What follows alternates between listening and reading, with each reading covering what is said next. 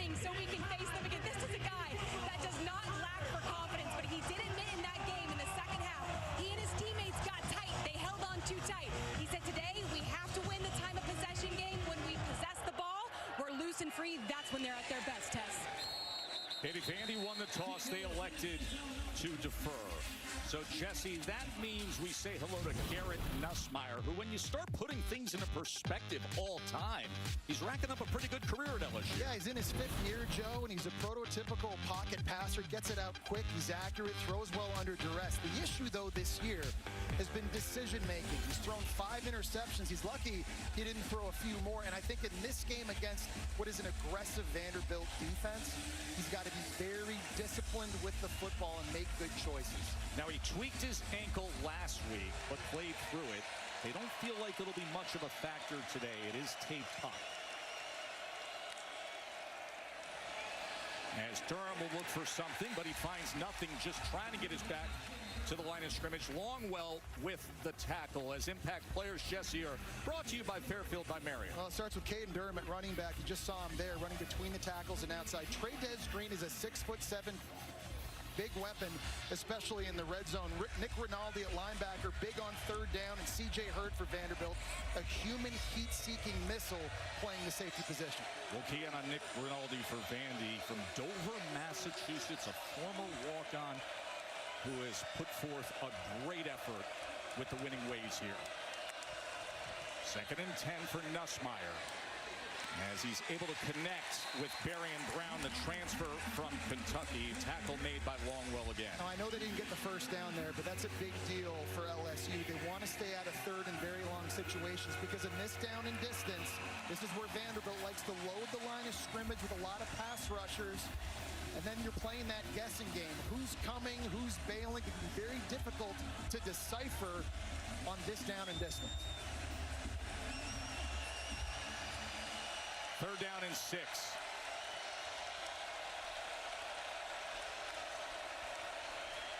Nussmeier to the outside as he's looking to connect with Kyle Parker, and he does so for a Tigers 1st down. Well, there was a blitz that time, and Langston Patterson almost got to Garrett Nussmeier. He had to beat the blitz with the throw. Not a lot of velocity on this one, but he gets it out to Kyle Parker just in time for him to get 2 feet down.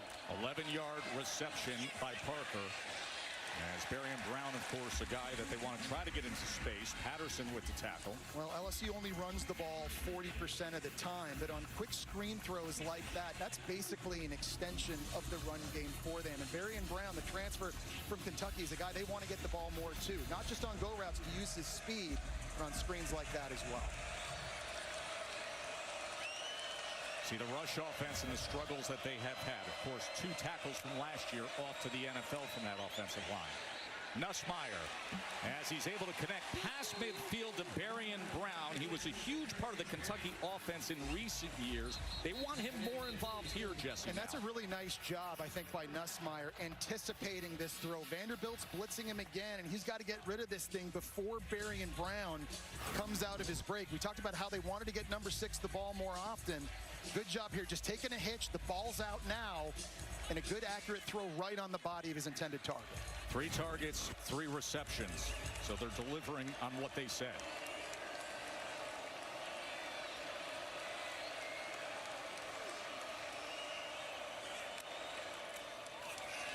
Quick throw in space again to Brown as he looks for the block from Nick Anderson and gets himself to the 40. Yeah, good decision by Nussmeier on the RPO that time. You're kind of like a shortstop, right? You catch that shotgun snap, you're not going to hand it off. You got to spit it outside quickly before getting your feet set. It's like a shortstop turning 2 in baseball.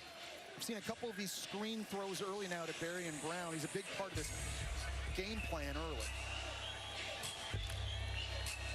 Grew up here in Nashville, played at Kentucky, excellent in the return game as well, and already playing a big role on this opening drive. Here's Caden Durham, as Durham looks like he's going to be close to that line to gain. Well, maybe a football short. They've got to run the ball, and they've got to stay patient with it, Joe. And I know you just pointed out that statistically this is the worst rushing offense in the SEC. But against South Carolina last week, they ran it 30 times, had their best day rushing it, because short gains like what you just saw as the game went on, they started wearing down the Gamecocks. They started breaking some out. So Joe Sloan, the offensive coordinator, he's got to stick with that running game, I think, in this one, especially early. Here's 3rd and 1. Barry, he will have the first down and more. Good opening drive continues for LSU. They got a deep stable of backs at LSU. And Caden Durham comes out, and you replace him with a true freshman, Harlem Berry, the #1 rated running back coming out of high school in this year's class. You're going to see Juwan Johnson. You're going to see Caleb Jackson. They go 4 deep in this Tiger backfield. All of them will get touches. 9-yard run by Harlem Berry, the 5-star recruit. Everybody thinks he's going to be a future star, just learning how to play at this level, especially when it comes to pass protection, as he will stay in there after earning the first down.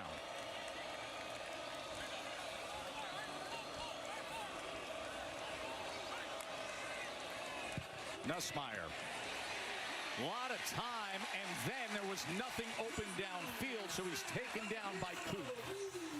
Keanu Coote, the transfer from Alabama, is able to get this done. This, to me, really was a coverage sack. There was nowhere from Nussmeier to go with the football, and it's Coote outside. He's just going to kind of fight and then work his way in to finally get the sack. Really good job on the back end by Vandy's defense, taking everything away from Nussmeier, now setting up 2nd and long. Juwan Johnson comes into the backfield, former quarterback recruit. Had a costly fumble a week ago against South Carolina, headed into the end zone. 2nd and 13. The quick game again, and that's off the hands of Thomas and goes incomplete. And now here is the 3rd and long that you described. Yeah, the drops have been the issue for LSU this year. That now their 17th drop, 2nd most in the SEC, now sets up 3rd and long. And this is where the pressure packages from defensive coordinator Steve Gregory of Vanderbilt are going to become an issue.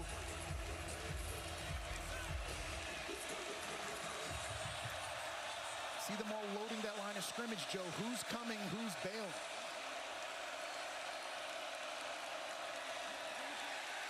And a timeout is going to be used by LSU.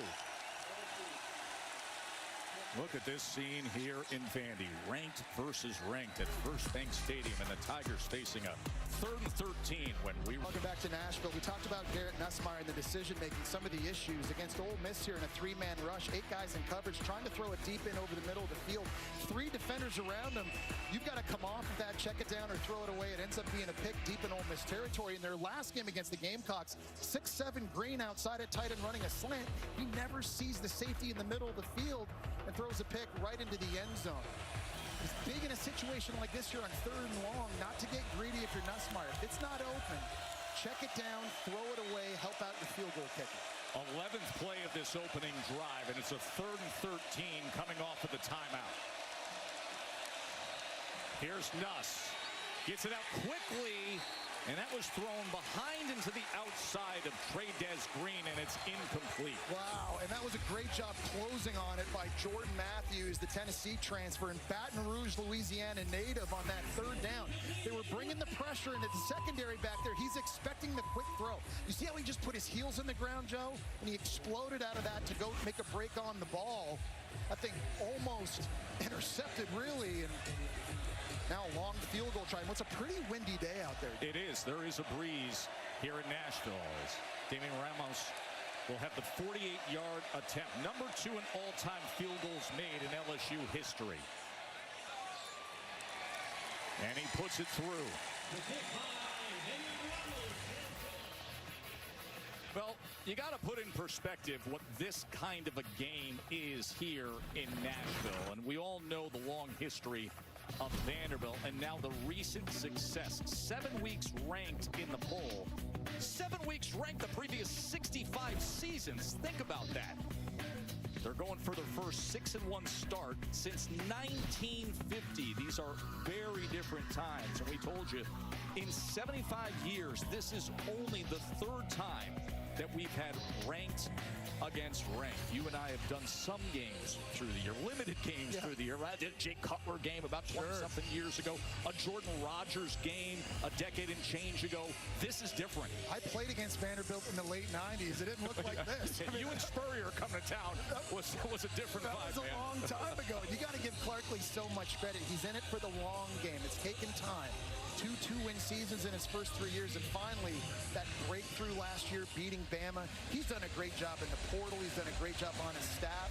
Completely different expectations at Vanderbilt now. Had an interesting conversation with Coach a day ago about it. Here's Richardson on the return. Trey Richardson finds a seam.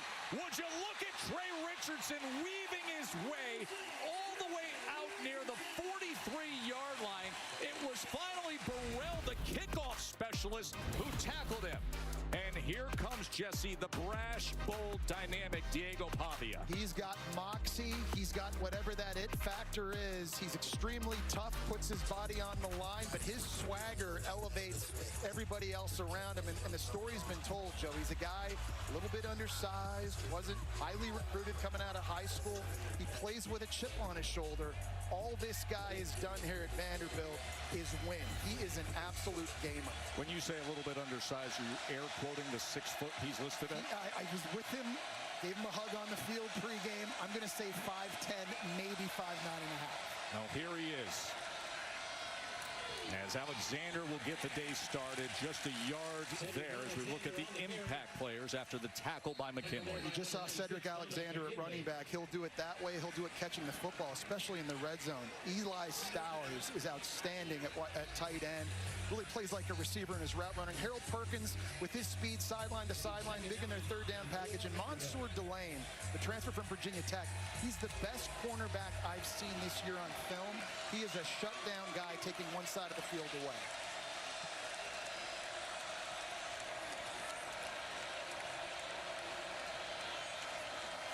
Second and 9, jet motion, play action off of it as they set up the screen. This is Stowers against that LSU defense, Katie, without a star.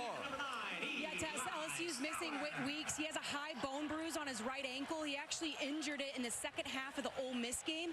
Finished that game, played through it against South Carolina last week. But it was to the point that he was struggling to push the pedals on a stationary bike. So they had to shut him down. They hope that this rest can get him back healthy. Without him, Devon Keys goes in. And the good news is he's a pretty good linebacker, too. When Weeks had a targeting foul early in the game against Florida, he stepped in and had 14 tackles. So they've got a lot of depth at linebacker. Bernard Gooden, defensive tackle, also out for LSU. Here's third down and 4. Pavia. It is caught and complete to Cole Spence, the other tight end, and it's a first down Vandy. It's a really nice job of Pavia getting through his progression. He's going to have a drag route coming underneath this way here, and then the in route's coming right behind it. So that's the second read in the progression. And how about the stretch from a 6'7" tight end? And he needed all that height and those long arms to reel that in. Of course, LSU with Trey'Dez Green at 6'7", and Cole Spence for Vandy, another tall tight end at 6'7". 19-yard catch for Vandy on third down. Reverse orbit motion as they will pitch off of it to Barnett. That's a whole lot of work to be knocked out of bounds by A.J.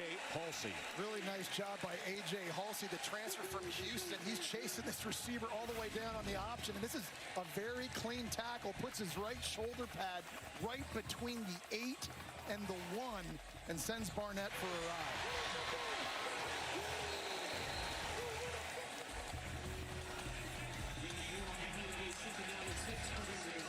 Halsey didn't join LSU until this past summer. They didn't know what to expect. They got a good one.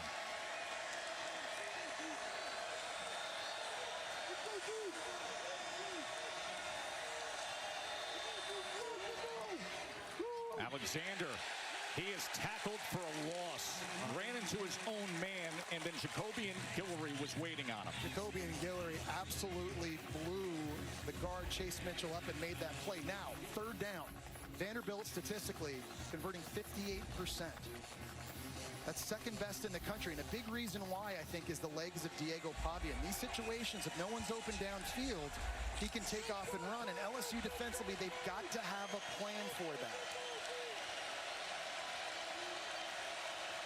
Remember, he ran the ball against Alabama 12 times for 68 yards.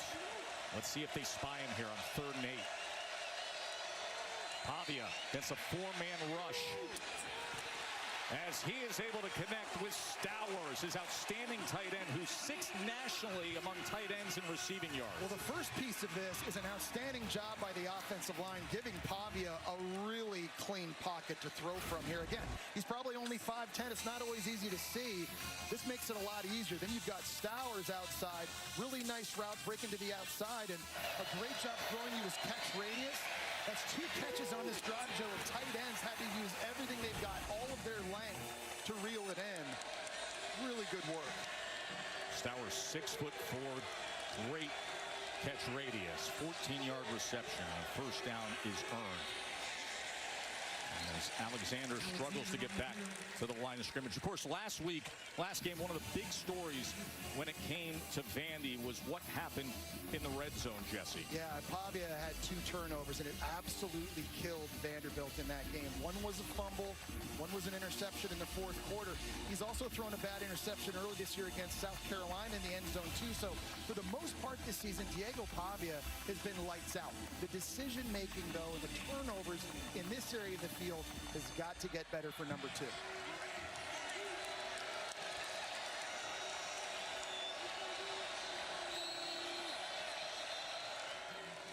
And it's going to be a timeout used by Clark Lee and the Commodores. They're on the march on their first 2008. You know what happened against Texas last year. Listen, they beat number 1 Alabama last year. Diego Pavia brings that swag. We spent time with Clark Lee, the head coach, yesterday. He said, we have a far better team right now than we had a year ago. And here they are at 5-1, number 17 in the country. Opening drive for Vandy. Joe Tessitore, Jesse Palmer, Katie George with you here in Music City. 2nd and 10.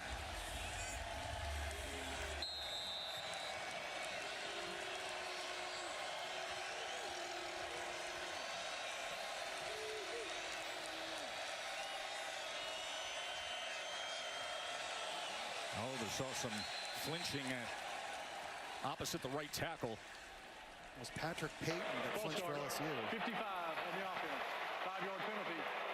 Still 2nd down. And Bryce Henderson at tackle decided to come out of his stance. He thought he had a for sure offsides call, and I think that's one, looking back on it, he should have just waited and stay in his stance. Patrick Payton's tapping himself on the jersey right now saying, that's my bad. I got to lock in here, but that's sort of a self-inflicted wound that time by Bryce Henderson. Played 4 years at South Dakota, then a grad transfer to Vandy, so he comes here with a lot of experience. And a penalty makes it 2nd and 15. Pavia. This is what he can do, and he's got a lot of green space to do it. As Pavia gets it all the way down to the 1-yard line, and now they're saying touchdown. Diego Pavia, touchdown run on what was 2nd and 15.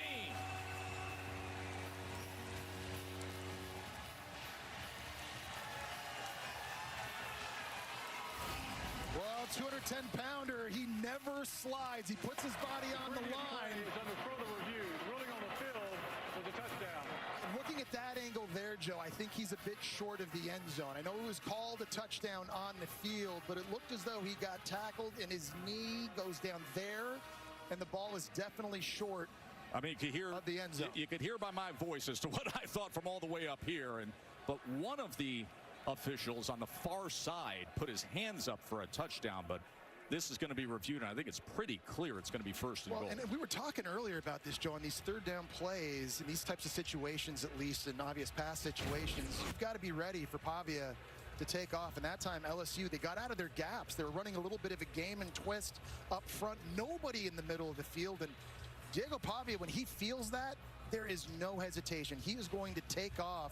And you can see the kind of runner that he is. The twist is coming inside here. You're going to have 2 players just in this little tunnel, and right there, I mean, you could drive a truck through that. After video review, the runner to the ball crossing the goal line. The ball will be spotted inside the 1-yard line. It will be first and goal, Vanderbilt. And Jesse, the first thing LSU head coach Brian Kelly said when he was sizing up this game this week is you have to stop Diego Pavia from running the ball. A 20-yard run on 2nd and 15. So now on goal line, they've got an extra O-lineman. We've got 6 O-linemen and 2 very big tight ends in Emmanuel Adebi and Gabe Fisher. This is going to be a big jumbo look by Vanderbilt.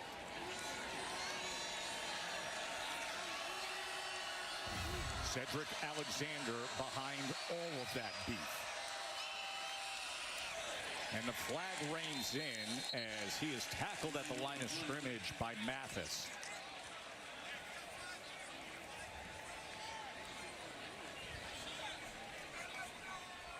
Offside on the defense, number 90. Penalty is half the distance to the goal. Replay, first down. That's Jacoby and Guillory, who had a big stop earlier in the drive. That time just lined up in the neutral zone offside. So it stays first down here for Vanderbilt. They're leaving all those big bodies out there on the field. Gabe Fisher is the fullback, squatting down in front of Cedric Alexander. First and goal. Pavia trying to do it on his own. They got to undo it, and they say yes. Touchdown, Pavia. So 20 yards on the big second down run and 1 glory yard for the score. And such an impressive first drive of the game here for Vanderbilt. We got to listen in on Clark Lee talking to his team pregame, right? What'd he say? Jump him off the bus. Jump him off the bus. He said game action and then response. They go down the field, running it. Some big catches by tight ends, Spence and Stowers. They found some explosive plays. It's about as good as a start as you could have offensively for Clark Lee and Vanderbilt. A 9-play opening drive to take the lead here on LSU. And the last team to score an opening drive touchdown against LSU. Brian Kelly said Diego Pavia's ability to raise the level of play around him sets him apart. He said you can see it, you can feel it. He said he's a terrific player, but Pavia's biggest asset is he makes the group around him believe they're the best damn players in America, and that's dangerous, guys. He's just got that swag to him. What a day in the SEC as it starts off with Vandy and LSU. And then coming up next, it'll be the SEC on ABC as undefeated Ole Miss, number 5 in the country, facing top 10 Georgia. And Saturday Night Football presented by Capital One. Tennessee taking on Alabama. Jesse, I think it's interesting to listen to Lane Kiffin, the Ole Miss head coach this week, and talk about what it is to play at Georgia and how for his program, now he's the undefeated program, saying that's a very big step for us. They're elite. Then you play them there. That would be a very big one in defining who we are. Yeah, and a big test for Trinidad Chambliss, too, in that environment against a defense with lots of athleticism. That'll be fun to watch. Nussmeier, he gets it to Johnson. Jawan Johnson able to split defenders and a stiff arm as a flag is down back at the 33-yard line.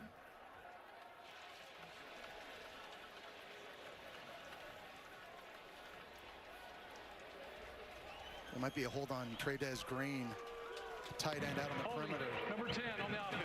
10-yard penalty from the spot of the foul. Replay, first down. Well, they had 2 tight ends out in front that time, Bauer Sharp and Trey'Dez Green. And Bauer Sharp, number 10, he's the one that's going to get called for it. I thought number 14 there had a bit of a tug on the jersey as well himself. Good play design, just need better execution. They've been trying to throw these quick screens as an extension of the run game, right? We know that LSU has struggled to run the football consistently this year. That's a big penalty, though, wiping out an explosive play. Yeah, Sharp getting a whole lot of jersey of Martell height. Arlen Berry goes ahead for maybe 2 yards, tackled by Seabrook. It's a hard front 7 to run into. Vanderbilt's only giving up 90 rushing yards per game. They're very big. They average about 287 pounds across the board. And these guys are space eaters. They eat up blocks. And they rotate in 4 big linebackers throughout the course of the game as well. So getting it established on the ground against this defense, easier said than done. See, Langston Patterson, the linebacker, has been dealing with an elbow injury, giving it a go today. 2nd and 12. Nussmeier back to pass. 4-man rush for Vandy. Goes underneath to Durham, and Durham is gobbled up right away. Now you've got another 3rd down situation. We've seen the pressure packages. Big substitution for Vanderbilt, and Nick Rinaldi, number 24 at linebacker. He was one of our impact players. He's a key piece of this. He's very athletic at 6'3", 240 pounds, and they like to line him up in the A-gap and see if he can use his speed to beat a center or a guard. Rinaldi has 5 tackles for loss, has 2 sacks on the year. This is a perfect spot for him to let loose. 3rd down and 10.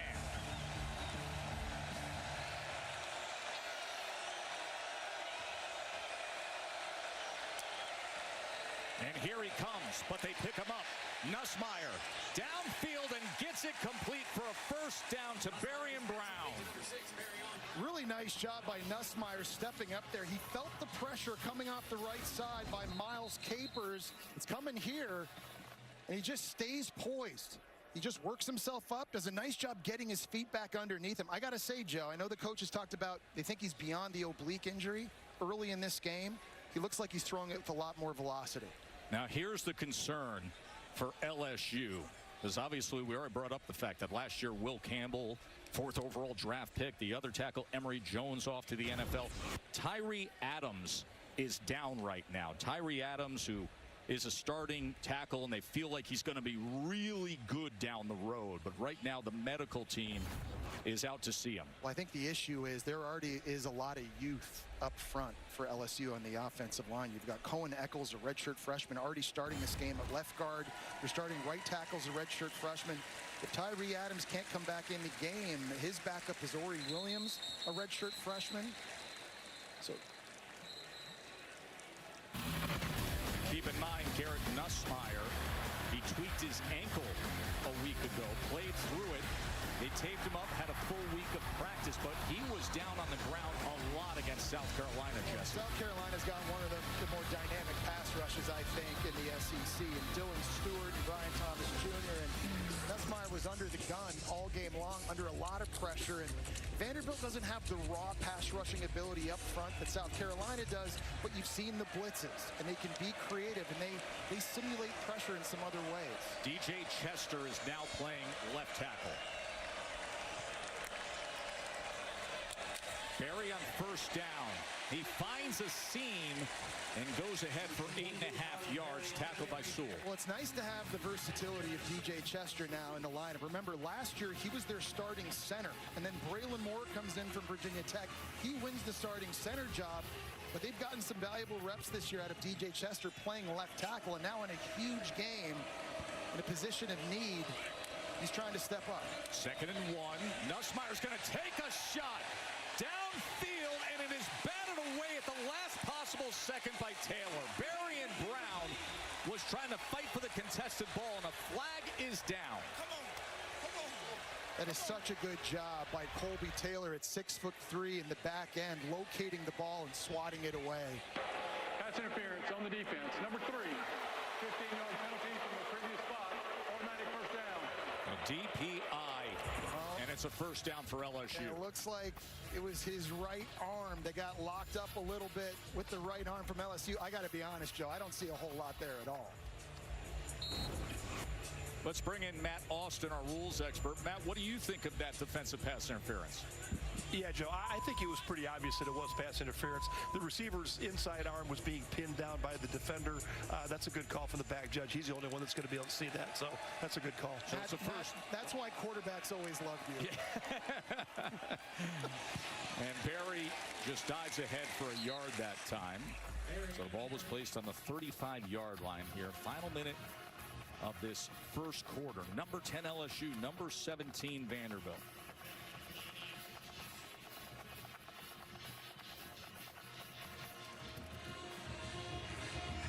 Clark Lee in his 5th season. Guy who's had such belief said, you know, there was victimization and apathy and a plaque that grows on an institution when you lose for so many years. And here he is toe-to-toe with the best in the SEC now the past couple of years. Berry On 2nd and 9, a very strong run in the closing moments here of this first quarter. LSU is on the march, but With Brian Kelly. Brian, early sample size, only a few possessions. How would you describe your team's start? Yeah, I want to establish the run. I think we're doing a pretty good job there. Defensively, we need to get off the field. Obviously, they made a couple of big completions in 3rd down. Just got to do a better job in coverage. We're in zone coverage, and got pulled out of our zone. So do a little bit better there. And Javier is a tough guy to contain in quarterback draw, but we got to do a better job. Thank you. PK's LSU offense to open up this second quarter. Nussmeier being chased back, but he's able to connect with Green, and into the end zone goes Trey Des Green. The entire Vandy defense got sucked up, and Trey Des Green went right past them.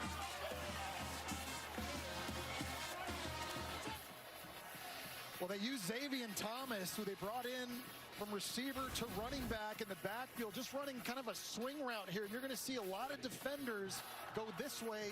Nobody keeps an eye on Green. Kind of a delayed drag route, and Nussmeier just held the ball until the last possible second before getting it to his 6'7" tight end, who's been such a weapon for LSU in the red zone and in the fringe area, like what you saw right there.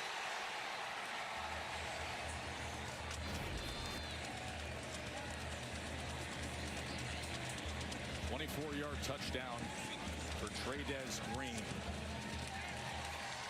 There's been so much criticism of the LSU offense, but you had the sense just being with them this week that they felt Nussmeier is ready to really turn things around and have a very different second half of the season. Yeah, and he's looking a lot better early in this game. Obviously, It's very, very early still, but there just seems to be a different confidence, especially in the pocket. I think he's throwing the football with more conviction as well. Seems like there's a little bit more velocity. He's driving the football a little bit better. I think the bigger key, though, not just Nussmeier, if they can keep the run game going. You saw Brian Kelly just talk to Katie earlier about trying to get that established and trying to stay patient with it. Kelly talking to his quarterback right there.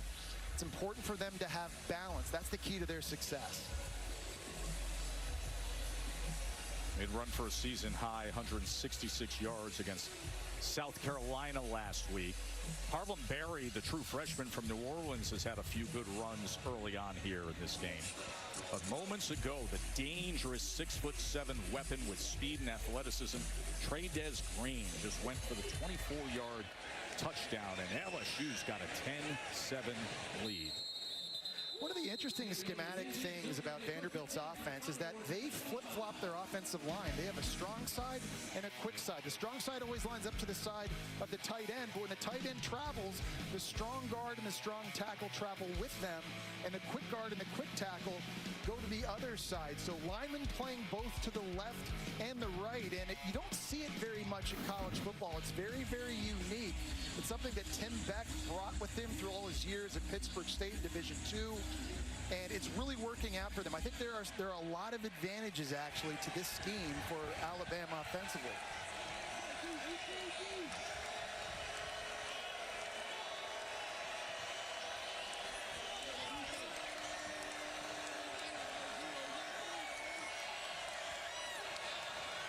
Alexander with a good block, and he kept his balance to dive ahead. Let's get back into that conversation about Vanderbilt and what they do on the offensive line. Well, I think one of the biggest advantages is that offensive linemen only have one assignment on every given play, regardless of whether you're lining up to the right or you're lining up to the left. I think one of the biggest disadvantages, though, is that you're constantly having to change your stance, and maybe you have different footwork, but this is very unique. The strong side guard and tackle generally are your better run blockers.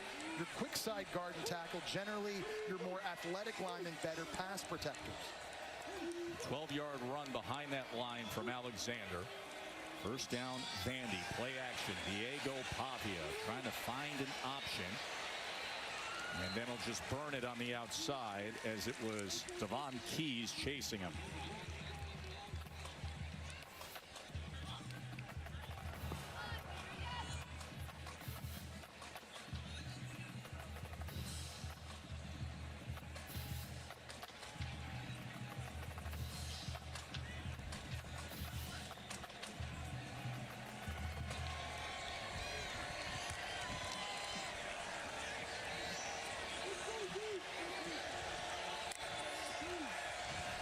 motion, but then they go to the inside with Young, and M.K. Young takes it out to the 41-yard line, tackled by Keys. Well, it's an offense that used a lot of jet motion. It's not just a distraction, but they're trying to create gaps laterally in the defense that they can run to and that they can throw into as well. And they've done a really good job of that. Tim Beck, he doesn't just have the offensive line flip-flopping thing, but the use of motion pre-snap makes it very difficult on defenses as well. Vandy leads the nation in offensive efficiency under the direction of the play caller, Tim Beck.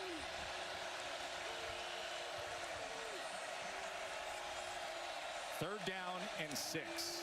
Pavia, pressure off the edge, but he gets to the outside of Harold Perkins, who tries to chase him, and Pavia strides out for a first down. Man, is he quick. Wow, and he didn't beat the blitz that time with a hot route or a throw. He had 2 free rushers coming at him. He had Woodland coming out here. He's got Perkins coming right here, and Pavia just shows his quicks. He's able to break the contain, and there was no hesitation. Actually outruns Perkins, one of the faster linebackers in all of college football. Pavia showing off that athleticism. Jesse, we have done so many LSU games during Harold Perkins' career. Everybody in the conference will say he has elite speed. He can chase down any player in the SEC. Pavia just went for 7 yards on a first down. As this is Alexander, who tries to muscle the nose of the football towards midfield. I think one of the hard things, too, when you're trying to defend Vanderbilt is in the run game, there's such a volume of plays. There's zone plays. They pull guards. You got power counter. You got triple option with wide receivers, quarterback runs, jet sweeps. You're seeing all of it early in this game. And I think for LSU and Brian Kelly, it's so much to get your defense ready for. And that's just the run game when you take on Tim Beck, Diego Pavia, and this offense.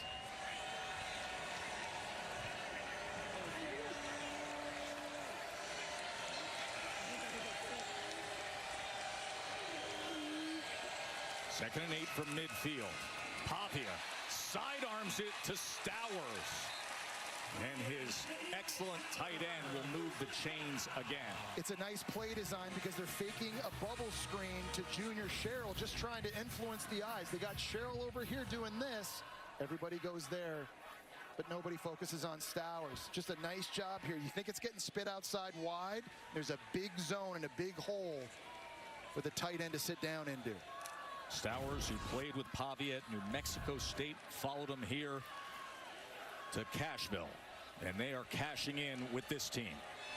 5-1, number 17 in the country. Pavia, he's going to run it again as he gets to the 31-yard line. I think Harold Perkins is going to start slowing down a little bit off the edge. That's twice on this drive now. He is screaming right here, coming in, trying to get that handoff, and Pavia just holds on to it and breaks the contain. You've got to cage Diego Pavia, and to do that, you've got to rush under control. You're right about Perkins, Joe. He is so fast, but you can't be out of control against this specific quarterback. Yeah, you're descriptive there, Jesse, of caging Pavia. That is critical now, and you're seeing how costly it is if LSU doesn't do it on this drive. 8th play of this drive for Vandy. Alexander probing against that defensive line as it appears he will have a first down, tackled by Bro. And that time they're running behind the strong side of the offensive line. We talked about strong versus quick. The strong side are your better run blockers. And their strong side guard, number 50, Chase Mitchell, is 340 pounds. So when you need runs like that in short yardage, that's the side you generally want to run behind. 13-game starter a year ago. He started this year. Didn't give up a sack last year, Mitchell.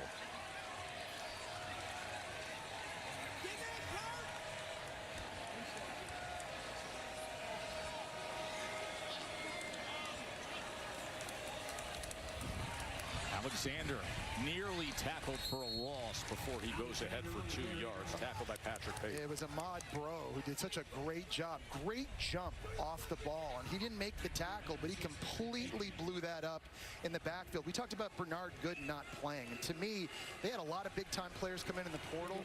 None bigger to me, though, than Bernard Gooden, the USF transfer. He's probably been their most disruptive player inside, not just against the run, but in pass rush as well. So his backups now, Ahmad Bro, doing a really nice job there. Yeah, Bro was recruited as a linebacker, but they bulked him up, gained 40 pounds a year ago, and Gooden is a dynamic defensive tackle they don't have today. 2nd down and 8. Pavia, as he goes with the shallow cross to Spence again inside the 10, looking to high hurdle his way to a 1st and goal over Harold Perkins. Great job by Spence that time, waiting until the very last possible second. He's out here blocking against Jack Clyburn, and then he clears it, and he literally does almost hurdle Harold Perkins here. He's 6'7". By the way, Joe, this has been a tight end fest early in this game. Vanderbilt's tight end, Spence and Stowers. Trey'Dez Green, we've already seen with a touchdown catch as well. Really highlighting that position. Both of these teams have got great athletes. Cole Spence with a 21-yard reception. 1st and goal, Vandy. Newberry going to test right tackle side, but he cannot stiff arm his way past Cooley. Man, that is such a good open field tackle by Cooley, the NC State transfer. I've been really impressed watching him cover people, but in the last 2 games, he's missed a tackle that resulted in a touchdown. So it's really good to see that if you're LSU on defense. The redshirt sophomore making a nice stop in the open field. All the transfers who have helped out LSU and upgrade, especially the defensive backfield. Tamarcus Cooley came over from NC State. He's been a big surprise. 12th play of this drive for Vandy coming right here. 2nd and goal.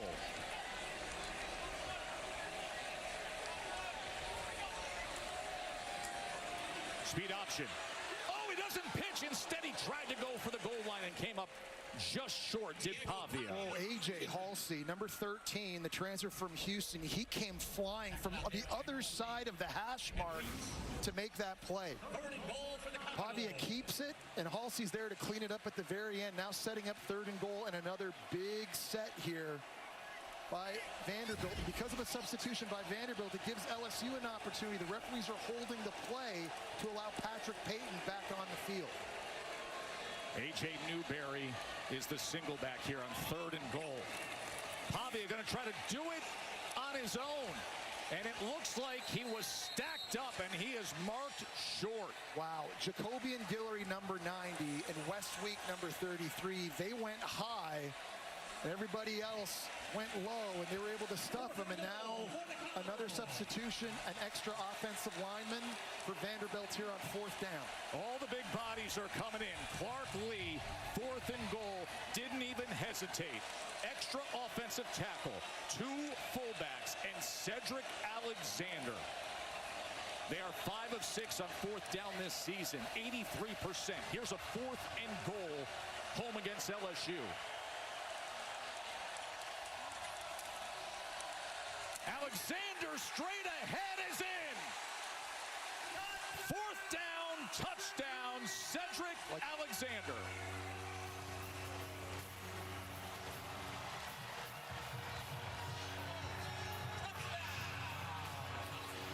The center, Jordan White, locked up with Walter Mathis right in the middle, number 53. He's able to clear up that space for Cedric Alexander. Great effort. Now his 9th total touchdown on the season. That leads the SEC. Offensive coordinator Tim Beck. High fives all around to the offensive staff.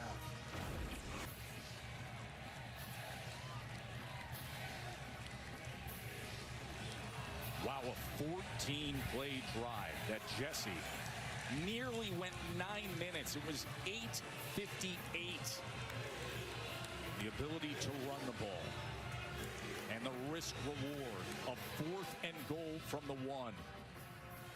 By the way, the officials are now reviewing the Cedric Alexander touchdown run to see if he did cross the goal line. Well, to me, it looks initially live like he got it. He did get it in the first try. Under video review, ruling on the field was a touchdown. But on the second try, I thought he absolutely did. And just watching that replay angle there, I don't think this is going to take very long. See the initial stop right here by Weeks. Just launches himself up to the goal line. An incredible job being able to keep his balance and his feet on the ground there. He was almost parallel to the ground. He gets pushed back and somehow is able to just spin around the other direction, have the awareness of where that goal line is. On 4th down, you got to stretch it out. great individual effort by Cedric Alexander. It's on the board right now as a 1-yard rushing touchdown. After video review, the ruling on the field is upheld. Touchdown.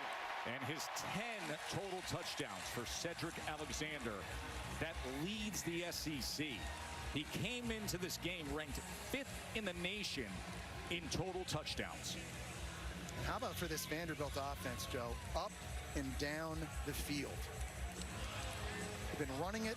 They've been throwing it. They've had great balance and a really nice rhythm offensively early against what has been one of the best defenses in the entire country. 2 drives, 2 touchdowns as Brock Taylor connects on the extra point. Barkley said we need to be trying to go to 6-1 for the first time since 1950 as the SEC on ABC is presented by Starbucks. And this was kicked out of bounds. A 4th and goal touchdown run moments ago. Right, Joe, it's like right now it's been defense optional these last 3 drives. Javi has got 72 yards passing, 36 rushing. Garrett Nussmeier, the LSU star quarterback, 9 of 11 for 82 yards and that touchdown to Trey'Dez Green.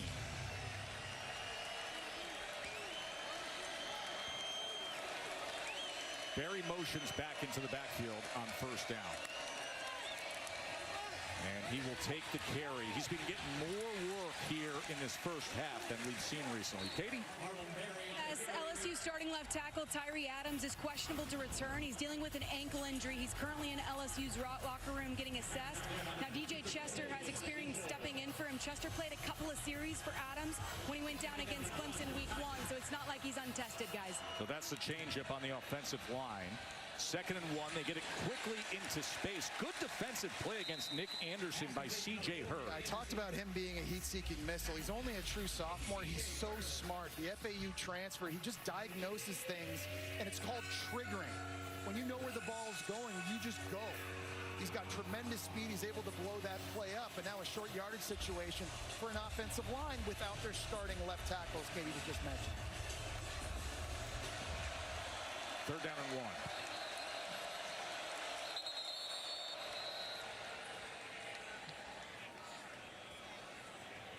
The ball be respotted to the original spot.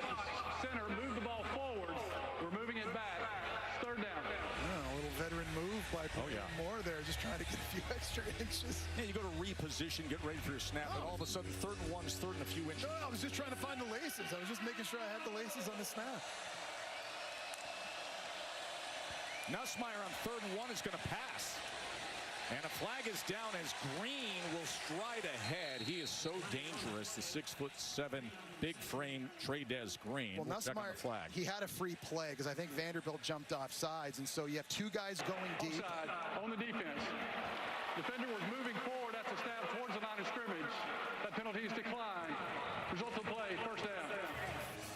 That's wild. I mean, they literally are just running 2 guys deep, and everybody forgot about Trey'Dez Green out in the flat here. There's a little bit of a flinch right there from Vanderbilt. Good job by Braylon Moore, who is the culprit, moving the football before the snap. And he snaps it, gets it off to Nussmeier, so they get that free play.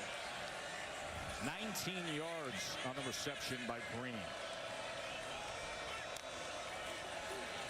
He got pressure.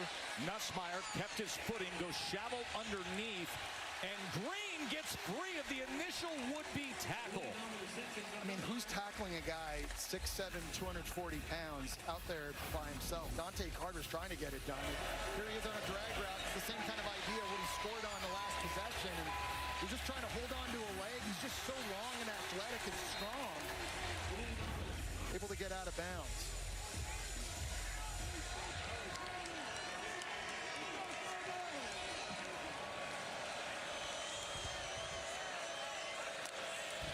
Second and 4.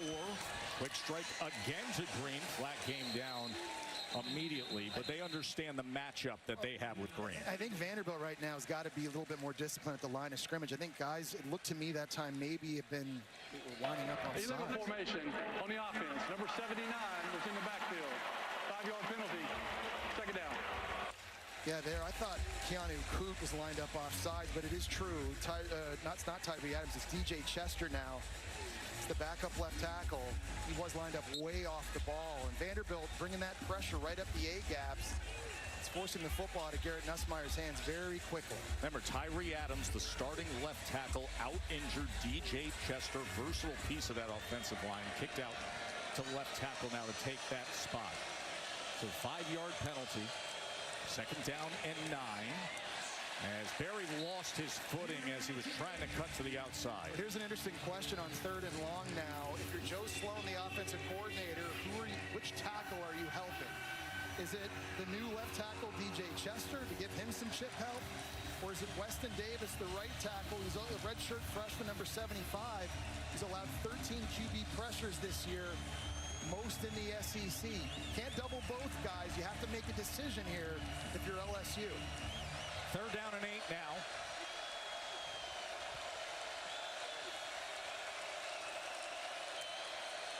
Nussmeier looking left. Pocket started to collapse, and it affected the throw as he was trying to get it to Nick Anderson, and it'll be 4th down. Well, they didn't double either of them, and on the left side, it was Miles Capers who wins this way. He gets pressure, and then there's an inside pressure piece here as well, and a stun inside, and the edge is just collapsing on Nussmeier. Very lucky that flutter ball did not get picked on the sideline. So in comes Damian Ramos. Excellent career at LSU for Ramos.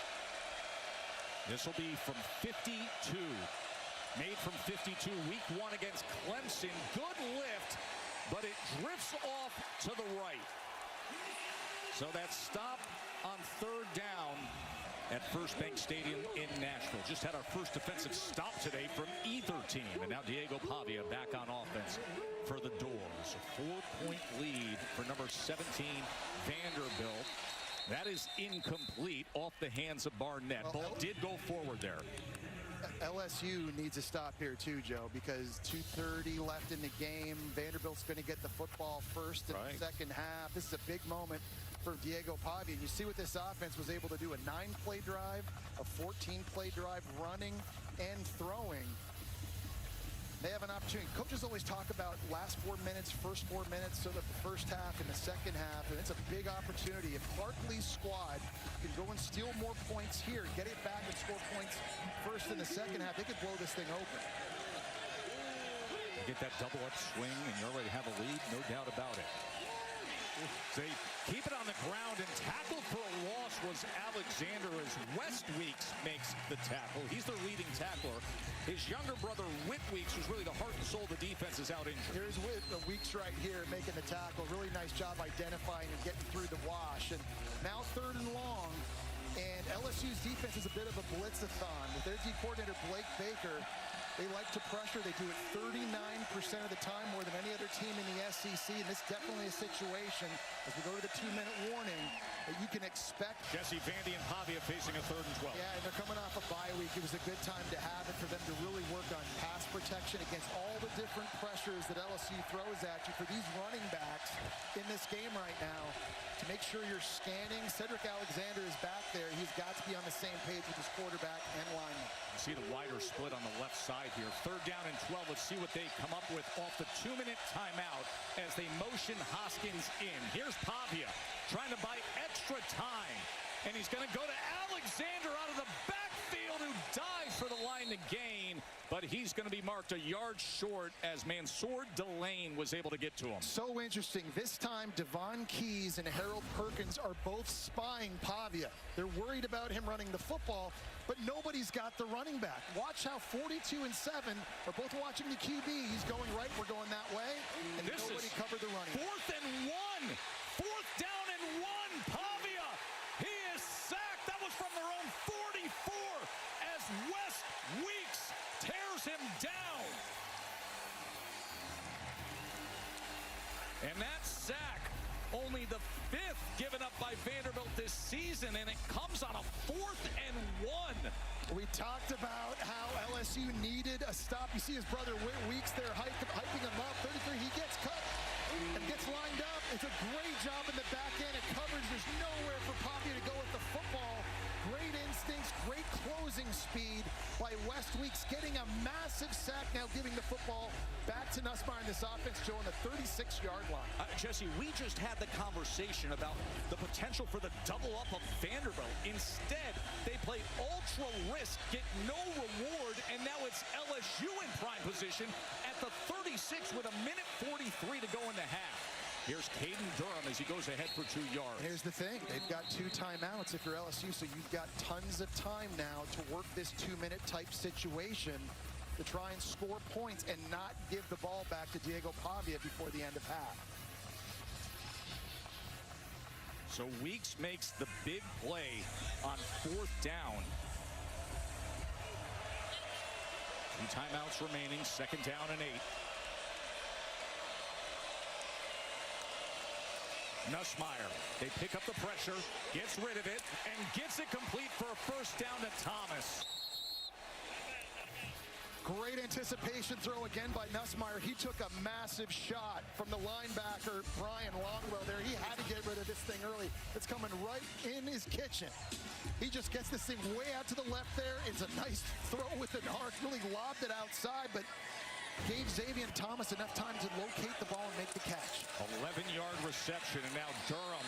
He is tackled for a loss right away by Joshua Singh.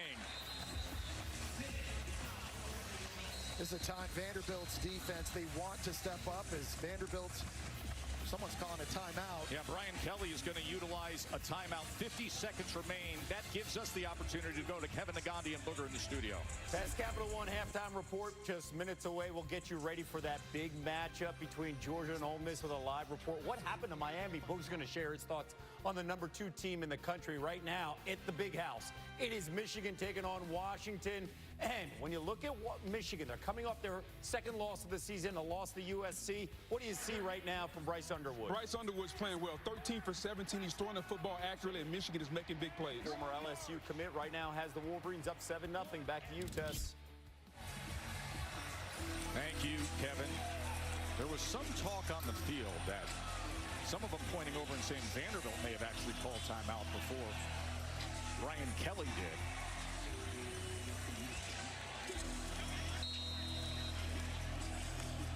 See Clark Lee asking for clarity, and indeed it was Vanderbilt. Look at this formation here as they come off the timeout. And Nussmeier, but they go with the inside screen, and it's incomplete as they tried to get it to Thomas, and it was Stone who was sitting there defensively. Well, it's a great job by the defense and not falling for the bait. Jalen Stone, number 92, he's just kind of watch the quarterback, read his body language, and he's actually able to get a hand on that. And Nussmeier, very lucky. That one wasn't picked off by the big fella. Boy, it is not often you see a 306-pounder having that level of awareness and dropping into shallow coverage like that. And it makes for a 3rd and 12. Nussmeier. Incomplete as they sent pressure again. Trey'Dez Green was the closest intended receiver. And with that, the field goal unit will trot out for LSU. Talk about this 3rd down package. They've got 7 guys lined up here across the board. LSU only has 6, and if they're all coming like they are, someone's going to be free. That time it was Rinaldi, and that's all Nussmeier could do just to get that thing out of his hands. Brian Kelly talking things over with his quarterback. Of course, there have been great concerns with the offensive production this year for LSU. And now the 42-yard attempt by Damian Ramos. And with that, and the stop on 4th down, the turnover on downs creates the opportunity for LSU to close to 1. But Brian Kelly has had a lot of frustration with the offense so far this year.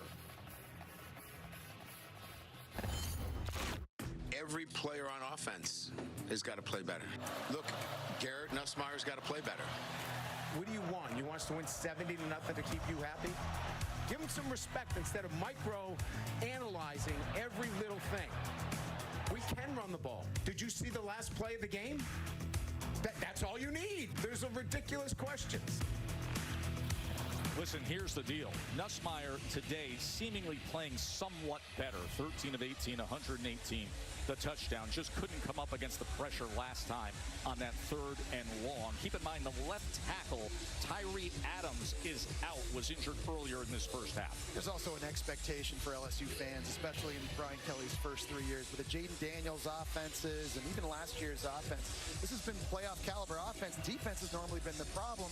The first half of this year, the script has been flipped, and they need this offense to really come awake. I think they're doing better in this game. Here's Trey Richardson on the return.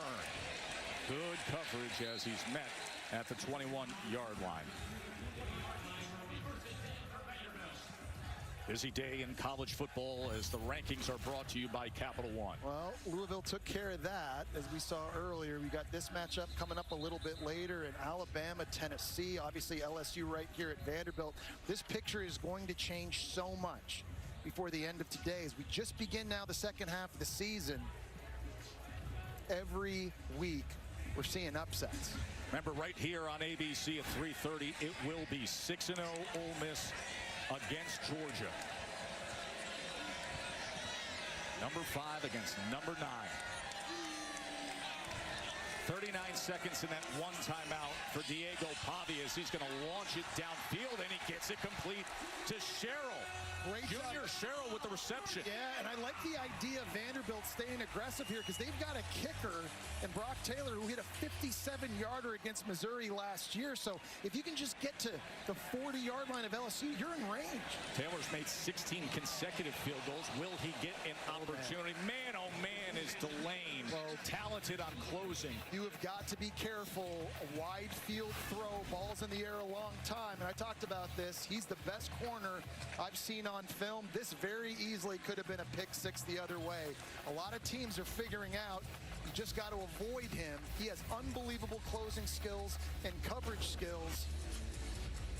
And in this type of situation, that's a risk you just don't want to take, I think, if you're Pavia. And Sor Delane, this week ESPN.com, the latest NFL mock draft, says he's going 13th overall.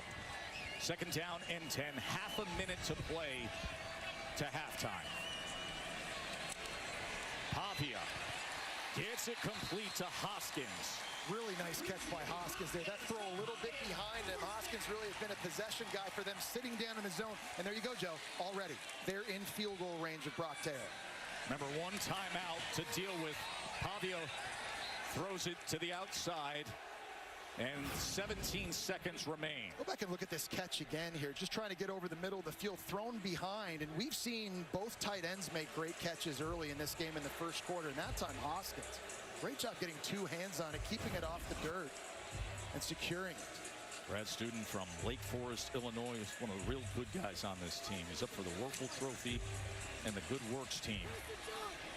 17 seconds remaining in what has been a wildly entertaining first half.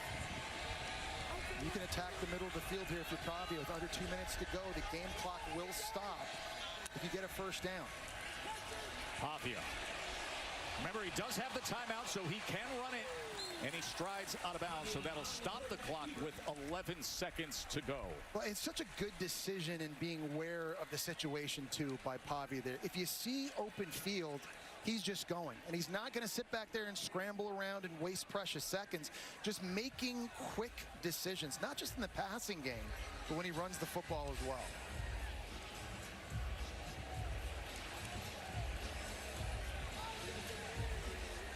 There's Brock Taylor.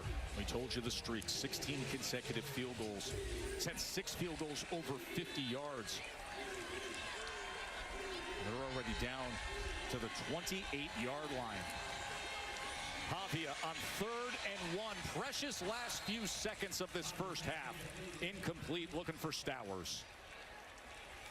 Good work by LSU on the back end. It's been a really nice series. Obviously on the last drive, getting the sack on 4th down, allowing them to get some points here. And after giving up that long completion to Junior Sherrill in the first play of this one, they were able to kind of collect themselves a little bit, now set up a long field goal attempt.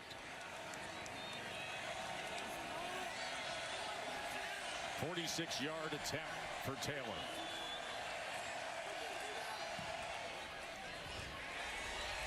Great lift and rotation, and right on through, and well managed in the final seconds by Clark Lee's offense and Diego Pavia. That's why I just love the aggressive nature and the play calling by Tim Beck and Clark Lee there for Diego Pavia, because I'm sure there's a lot of people that say, okay, we got sacked on that last drive on 4th down. We gave LSU 3 points. We're getting it first in the second half. Let's just play conservative. We've got under a minute to go. And give them credit. They took a shot right out of the gate. A beautiful throw from Pavia to Sherrill, and it ends up being 3 points. That matters. In close games like this just feels like this one's going to go down to the wire. There's been nothing conservative with Vandy today. They've had long drives. They had a touchdown on a 4th and goal. They went for it from their own side of the field on a turnover on downs that got LSU in position for 3. And then rallying right before the half here for a 4-point lead off the Taylor field goal. What a great scene here, Jesse. Yeah, no question. In Nashville. It's amazing, too. So many LSU fans here as well, right? Hey, this is one of the great getaway cities, man. For every SEC team, Vanderbilt's going to have to deal with this. When you're playing on the road in Nashville, of course you want to go to Nashville. You want to take all this thing. It is a sea of purple and gold here at the stadium, and we're in for a good one. It's been a good battle here through 30 minutes of football. Can't wait to see what happens here in the second half.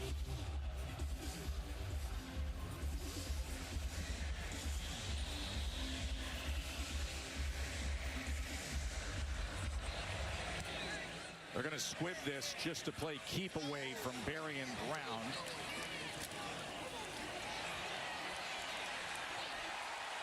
And LSU looking to extend it right to double zeros. If he knew Berrien Brown was out to his right and pitched it, that thing would have scored. The rugby style, and it may have worked. Berrien Brown is the SEC record holder in kick return touchdowns with 5. Pitch it to him. Just give him the ball and let him use his speed to go outside. Guy has 5 kickoff return touchdowns in his career. Katie. Thanks, Des.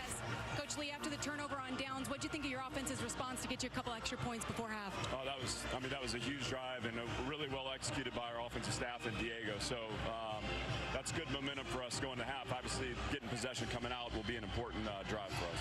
After the 4th and 1, your defense holds them to a field goal. How do you continue to slow down the LSU offense? It seems like the defense is settling in. I liked how they finished that half. I think obviously they got the long touchdown on the screen where we were blitzing. That's going to happen. We just need to keep playing the way we're playing. I like the way the defense line getting rushed. I think we're doing better against the run. We got to come out and score and give our defense a chance to make some big stops for us so we can win a game. Thanks for the time. Thanks so much. Well, his star quarterback, Diego Pavia, has 37 yards rushing. Some people call it Nash Vegas, and there has been a roll the dice kind of feel out of Vanderbilt today, of attack, of jump them off the bus, of get to action. And LSU will be kicking away to start off this second half. Today's unstoppable performance presented by Ram Truck. Well, Pavia early in the game, really good on 3rd down. Here's 3rd and 4. You got a little middle flood concept. He gets through his progression. He finds Spence, the tight end, over the middle of the field, move the sticks. The next 3rd down, really nice job in protection by Vanderbilt. 3rd and 8, Stowers outside on the corner out, makes a gorgeous grab. And then 2nd and long soon after, LSU not staying in their pass rush lanes. Pavia makes a pay, gets it down to the 1-yard line. He would later score in a quarterback sneak. And so he's really feeling it. He's in a rhythm right now, doing it both with his arm and his legs.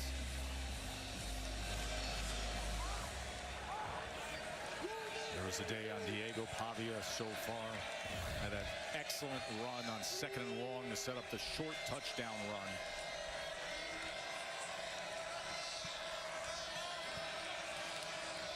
Cedric Alexander, he had a 4th and goal touchdown run himself. Katie? Cedric Alexander on the carry. Well, it says coming out of the locker room, Brian Kelly said his defense has to be much better getting off the field on 3rd down. He said that was a killer in the first half, and he said it's not necessarily anything that Vanderbilt's doing schematically. He said this is about us, our lack of execution. So that was a point of emphasis with Vandy getting the ball here. Get off the field on 3rd down. And Katie, right now, one of his key players who would help them get off the field on 3rd down is Jack Pyburn, and the medical team is out to see him. And Jesse, he is one of these guys. He played at Florida, but off the edge, he just is a high motor revving guy off the edge. And he's very physical, very good against the run, helping the defense set the edge. And he's got some pass rush too in their game and win against South Carolina. He could have had 4 sacks in that game. Lenore Sellers, obviously a really hard guy to bring down, but no question. We talked about how this defense got a lot better in the portal, in the back end and up front. Jack Pyburn, one of those big pieces. See, Vandy scored on 3 of the first 4 drives. There was a turnover on downs that led to an LSU field goal, and then Vandy managed the clock well in the final moments before halftime to get a field goal of their own. Alexander went for 8 yards to open up this second half. And now the jet motion as they do give it to Richardson, and Richardson kept his balance and breaks a tackle for extra yardage. It's a first down. We talked earlier how they use jet motion as a way to create spaces in the defense, but in order for it to work, you got to hand it off sometimes. You got to make sure the defense plays the honest and knows that Richardson, who ran a 10.3 100-meter dash in high school, is a viable threat. So a good job there using the jet, because now they can keep using that motion as the second half goes on, and LSU has to respect it. Former All-American at the Division II level, as Richardson went ahead for 12 yards.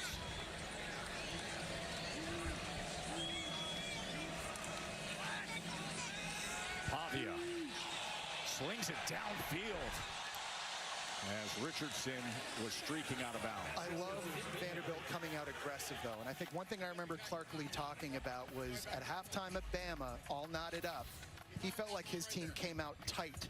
And they played in the second half afraid to lose. The key in this game now, you're up in the second half against LSU, a top 10 opponent. Stay aggressive. It doesn't mean you're more relaxed and more loose, but play to win the game. If the shot opportunities are outside, like what you saw in that last play, you absolutely call and take those shots. He's got a quarterback who's not bashful when it comes to aggression and risk. And does he ever believe? 2nd and 10. Pavia connects right over the middle to Cole Spence, who's played a big role so far today. These tight ends both have Spence and Stowers, and they're doing a lot of their work over the middle of the field. Really good job just settling down. And how nice is it when you have a 5'10" quarterback to have a 6'7" tight end? Makes it so much easier to see over the middle of the field, and that's an easy pitch and catch.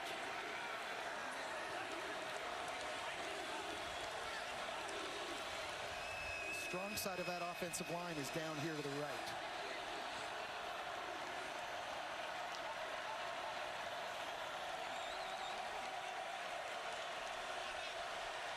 They're down in 2.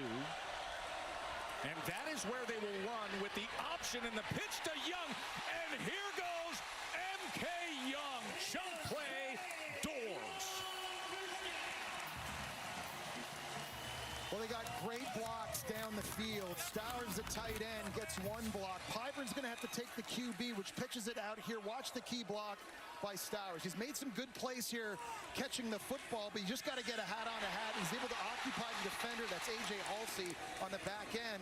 They run to the right side. Remember, Vanderbilt flip-flops the O-line. The strong side are their best run blockers, and that time they lined up right. I love how you've explained that. Make it digestible, and then it comes to life right there. That was their 4th 20-plus yard chunk play of the afternoon. 28-yard run as the jet motion here with Richardson as he gets to the outside for a good gain. Well, and the guy Diego Pavia is reading on this play is Harold Perkins. And if he thinks he can get this guy blocked, he's going to hand it this way. And that's where his eyes go. Number 7, he got the lead block by the running back. Just needs to get a piece of him to allow the speed of Richardson on 2 jet sweeps now. We've seen him on this drive. Now attacking LSU's perimeter in the run game. And it gives you an attacking down and distance to manage. A 2nd and 2 as you see M.K. Young and Alexander sharing the backfield with Diego Pavia.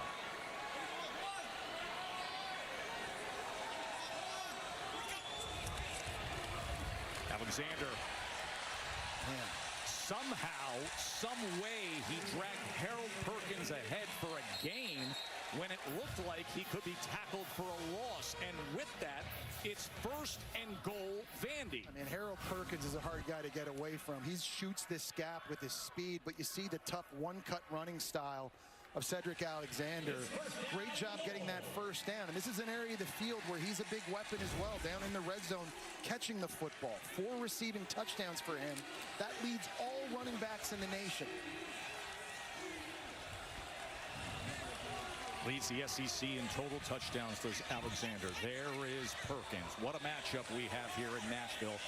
Running back and linebacker. Here's the option. Here's Alexander looking for anything as he just lowers the shoulders to the 4-yard line. Halsey makes the tackle. And Diego Pavia was trying to lead for him out there as well. He doesn't not only slide when he has the football, but when he doesn't have it, he's oftentimes trying to throw blocks and just get a body somewhere. Watch number 2. Pitches it, and now he turns upfield, and he gave a little bit of a shoulder to Harold Perkins, not much, but you see some of that, the attitude that Pavia has at the quarterback position. Just don't make a lot of guys like him. Guy was a high school wrestler. He talked to me for about a half an hour about trying out for WWE after his pro football career. He doesn't mind it. Here's 2nd and goal.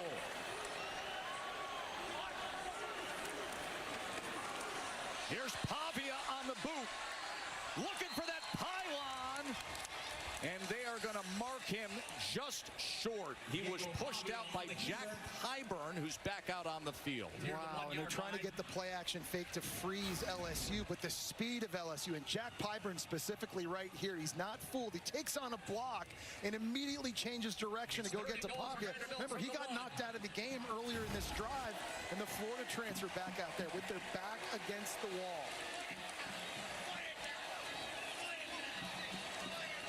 3rd down and goal from the 1-yard line as Orion Irving, the 320-pound extra tackle, has come into the game.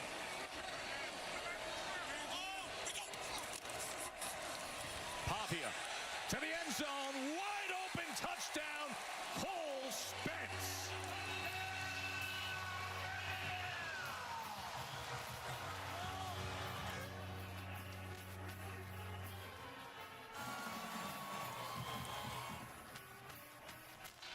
It was the play fake by Pavia that froze Devon Keys and Harold Perkins. That was just too easy. Sneaking Cole Spence into the back of the end zone. What can you say about this Vanderbilt offense today? They are up and down the field, and the tight ends, they've been doing so much of the damage. Taylor adds the extra point. Only one student section can claim the title of the Live Moss Student Section of the Year. Who will take home the trophy this year? So that's the student section. But let me tell you where the hang is, right? The hang is in the Pavia section with his brother leading the way down there. Barian Brown on the return for LSU. Of course, he is very dangerous as a flag comes down.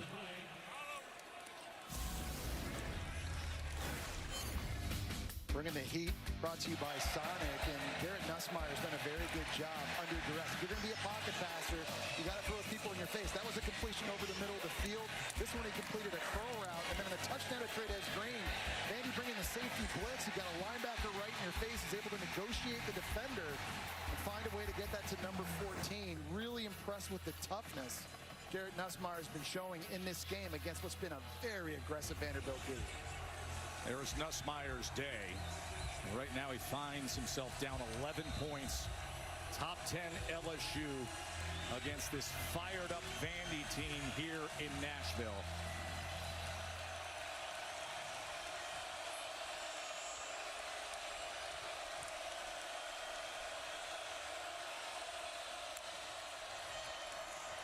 Nussmeier quick to the outside to Green, and Green will go ahead for the first down. This place is rocking here. This little stadium with so much energy, but especially Diego Pavia's family and his brother is like leading the way.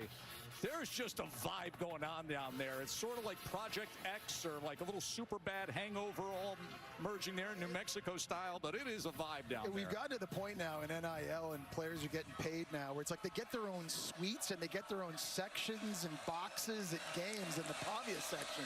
Off the chain. I regret missing that tailgate this morning. There's Harlem Berry on the carry on first down. Well, LSU found a little bit of success running with Harlem Berry, and can they sustain it is the big question mark. Play action has got to be a big key for them as they're trying to claw back into this game down 11 points. But the only way you get that play action is if you're able to run the football. And You know Vanderbilt's going to be honing in on that. Again, normally a very physical front seven, very hard to run against. They want to make LSU one-dimensional.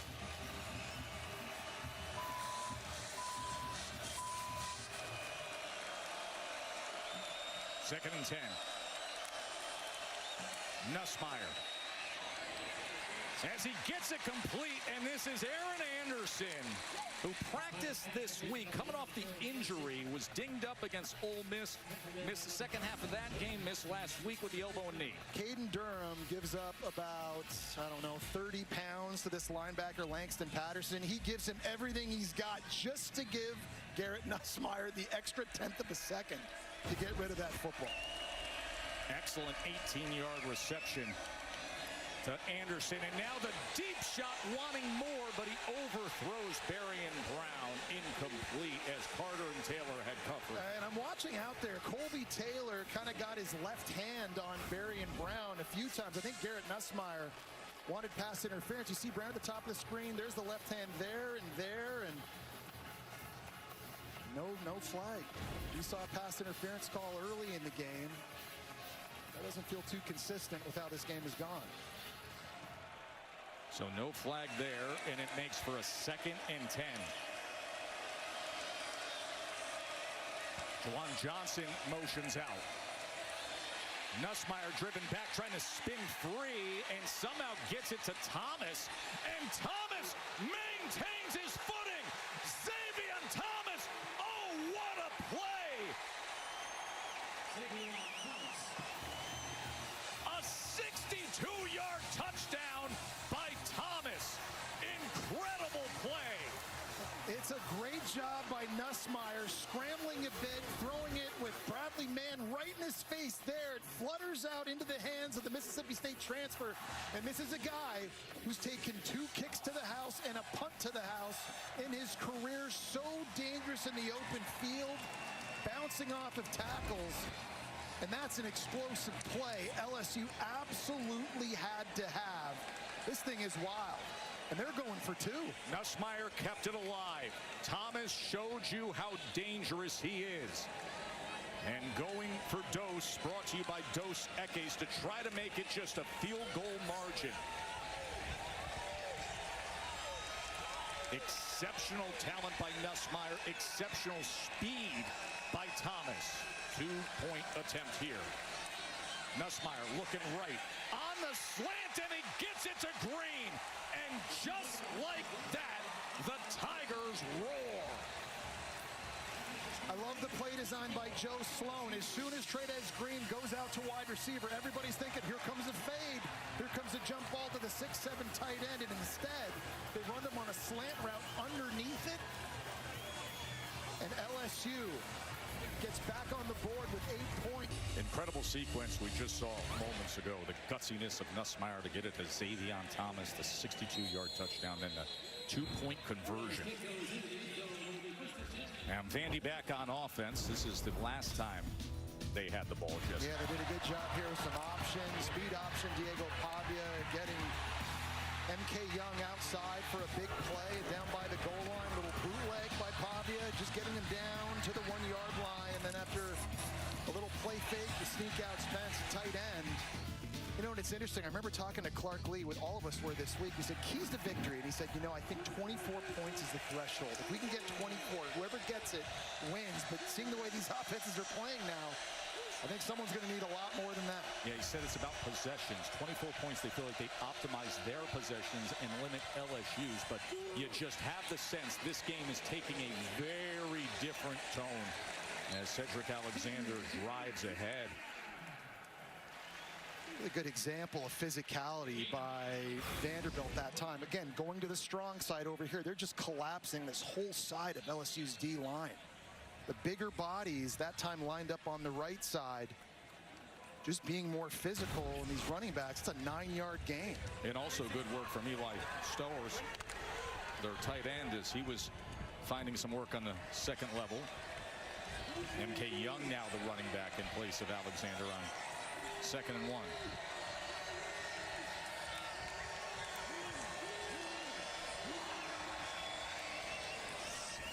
Young will test that right side, and he will have the first down for the Doors. And we talked, Joe, about how Vanderbilt flip-flops, and we talked to offensive coordinator Tim Beck about the advantages. He said there's actually a recruiting advantage, we feel like, because NFL teams want linemen that have played on the right side and left side. You can play in multiple stances with multiple footwork and different positions, and that's a big advantage Vanderbilt gets, and they can recruit to that, not just in high school, but in the portal as well. You see just how well their offensive line has done this well, particularly in pass protection. 5 sacks allowed. I know they gave up one up in this game, but that's best in the conference. Play clock counting down on Diego Pavia. M.K. Young, and he tries to get back to the line. Keys with the tackle. And people are just joining us, just to remind you about this flip-flop offensive line of Vanderbilt. They have a strong side guard and tackle and a quick side guard and tackle. The strong side always lines up to the side of the tight end, but when the tight end flips, then the strong side guard and tackle travel, and the quick side guard and tackle go to the other side of the field. The strong side guard and tackle are your best run blockers. The quick side guard and tackle are your best pass protectors, and they're a little bit more athletic with pulling. And we've seen that play out all season long to Vanderbilt's advantage.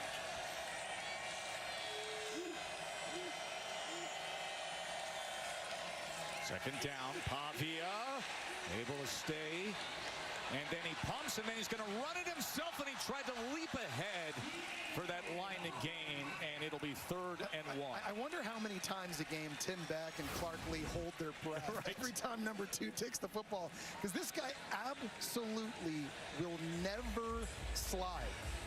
5'10", 207 pounds. He's just putting his body on the line. And when you hear coaches talk about how a guy galvanizes a team, when you do stuff like that, that's what helps elevate all the players around you. We talked about this team needing to stay aggressive. Don't get tight like they did in the second half against Alabama. That's a microcosm of what Clark Lee's talking about. You see what they've done on 3rd down today. This is a 3rd and 1. Pavia is going to pull it and throw it downfield. A flag comes down as it's incomplete. Stowers was the intended target. I don't know if they're going to get Halsey for pass interference here on this or not. That seems to be where the referee was when he threw that flag. Remember, this was 3rd and 1.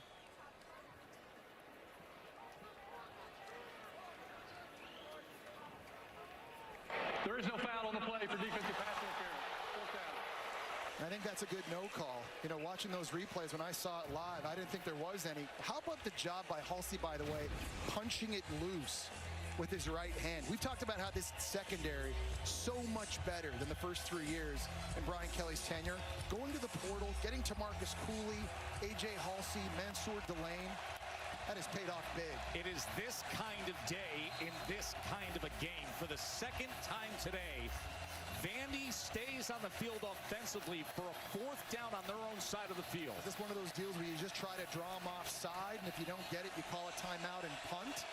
They got stops and a turnover on downs last time in this spot. It is 4th and 1. They're going for it. Here's Pavia, 4th and 1. What magic does he have left? Are you kidding me? M.K. Young dashing and dancing and getting a 1st down. Don't you just love ball? Everybody's eyes are on Diego Pavia. Everyone forgets about the running back. When Pavia starts to scramble, it looks like Jack Pyburn has him in his grasp.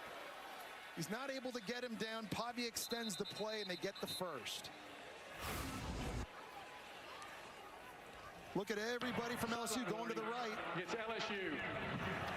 Please reset the game clock to 3 minutes, 36 seconds. 3-3-6. Jack Pyburn has got to be pulling the hair out of his head right now, because that's the 5th sack he's barely missed in their last 2 games. But Pavia just too elusive, just way too elusive. That is just like backyard football. In the biggest moment of the game. I'm going to say this right now. The 2028 Olympics, and we've got a flag football team, Diego Pavia could be the starting quarterback for Team USA and win a gold medal. And he would be a media darling and a marketing mastermind. Make that happen, Jesse Palmer. How fun is this game? Newberry as he takes it ahead for a couple yards. Katie, what's up? Yeah, Tess, just a note on Vandy's run game. Cedric Alexander just left the team box. He headed into the locker room. I'll keep you posted. All right, so Cedric Alexander, who has 10 total touchdowns to lead the SEC, had a 4th and goal from the 1 touchdown. Katie gives you the update. We see A.J. Newberry, the running back for Vandy. I mean, the good news for Vandy, you got M.K. Young at 210 pounds, A.J. Newberry a 200-pounder as well. They like the physical runs in between the tackles, but not having Cedric Alexander with his pass-catching ability. That is a big miss right now for Vandy. 2nd and 8, and there was some movement. False start. Number 50 on the offense. 5-yard penalty. 2nd down. That's a 340-pound person wearing glasses in this game, and he has bad intentions. We've seen him all. Chase Mitchell can do whatever he wants. Whatever he wants and wear whatever he wants. Throughout this game, he's come up with key block after key block. They need him now, though, in the second half here. Hanging on to a 3-point lead. They have to be able to run the football. Just can't have those pre-snap penalties. Just the 3rd penalty on Vandy today. This after the incredible 4th down conversion we saw moments ago. Now a 2nd and 13 after LSU had the dazzling 62-yard touchdown by Thomas. Pavia downfield, and it's incomplete, and a flag does rein in as Spears had coverage on Hoskins. Spears is in the slot, lined up one-on-one, and he does get a pull of the jersey. Number 10, 15-yard penalty from the previous spot. Automatic 1st down. It's a really good job by Pavia in the pre-snap, finding the right matchup. You got a receiver against a safety running a deep route like that. It's a good route there by Hoskins, and an easy flag for the referee to throw.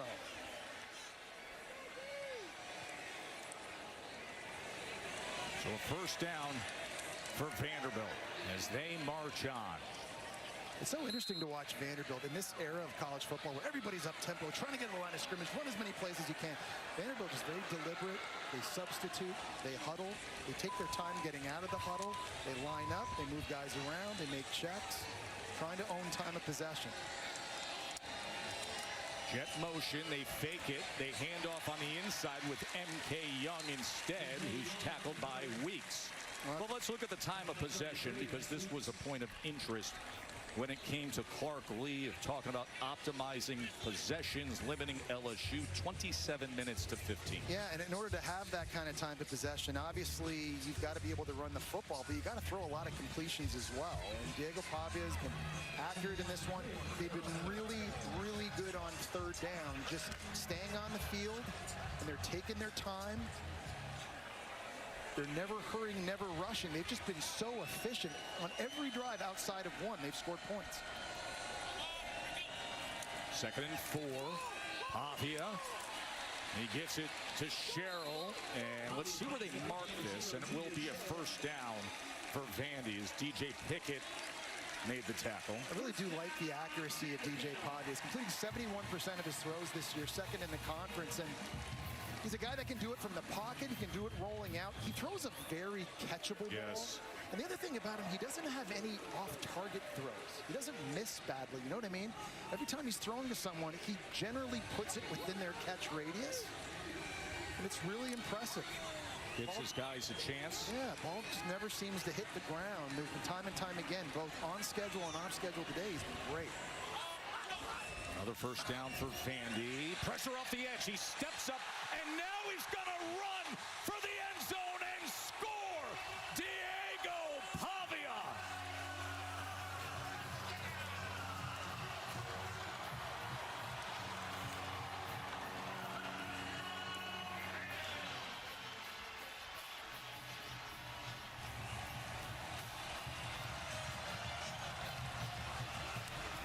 And I don't know how Diego Pavia saw or felt this corner blitz from TJ Pickett, but at the last second, he's able to step up.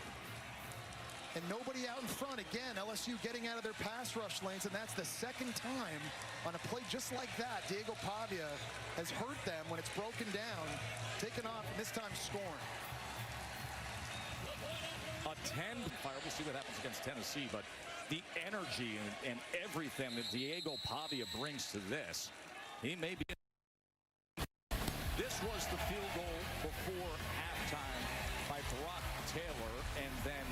LSU and Vandy in the second half has been wild. Xavier Thomas with a 62-yard touchdown. And then after an outrageous fourth down conversion, Diego Pavia strikes the pose. Who knows, folks? But right now there's business to be done because this LSU team is talented, trailing by 10 here on the road in Nashville. And just listen to this place right now, right? And the pressure that Diego Pavia and this offense have put on Garrett Nussmeier and LSU to consistently feel like you've got to answer them blow for blow. You've got to score on this possession. First time on record that Vandy's ever been favored against a ranked team, and they're up by 10 here. Harlem Berry to the outside as he is met near the 30-yard line that time by Sewell. Yeah, there's a lot to like about this true freshman running back. He gives him an extra gear that time, showing his ability to get outside. But Marlon Sewell at safety for Vanderbilt comes flying down to make a stop. I don't know if LSU's going to win. I think it's going to have to come on the arm of Garrett Nussmeier. We are headed to the fourth quarter. It's been since 1990 that Vandy. We're on the sidelines with Clark Lee. Coach, you said you had to win time of possession. You needed 24 or more points. You got both. What's it going to take to win this game? Well, I guess now we got to close it out. So it's never going to be straightforward. I love the way our guys are competing. It's a game of action. It's a game of responses. Really great response from our offense. We need our defense to get a stop here, but I believe in these guys. So whatever comes, they're going to keep throwing their punches. And we're going to close this one out. Thank you. Thanks. The former Vanderbilt fullback, now the Vanderbilt head coach, with a massive opportunity for his team here in the fourth quarter. Nussmeier and LSU, and here goes Green again. What a dangerous weapon for the Tigers. First down. Yeah, Nussmeier's making good decisions in this game. When he's thrown over the middle of the field, that's been an area of concern. Forcing balls into traffic have led to a lot of picks, but in this one, seeing the field, he's having to throw under tons of duress. He's been very accurate. He's given this offense a chance. 13-yard reception for Green.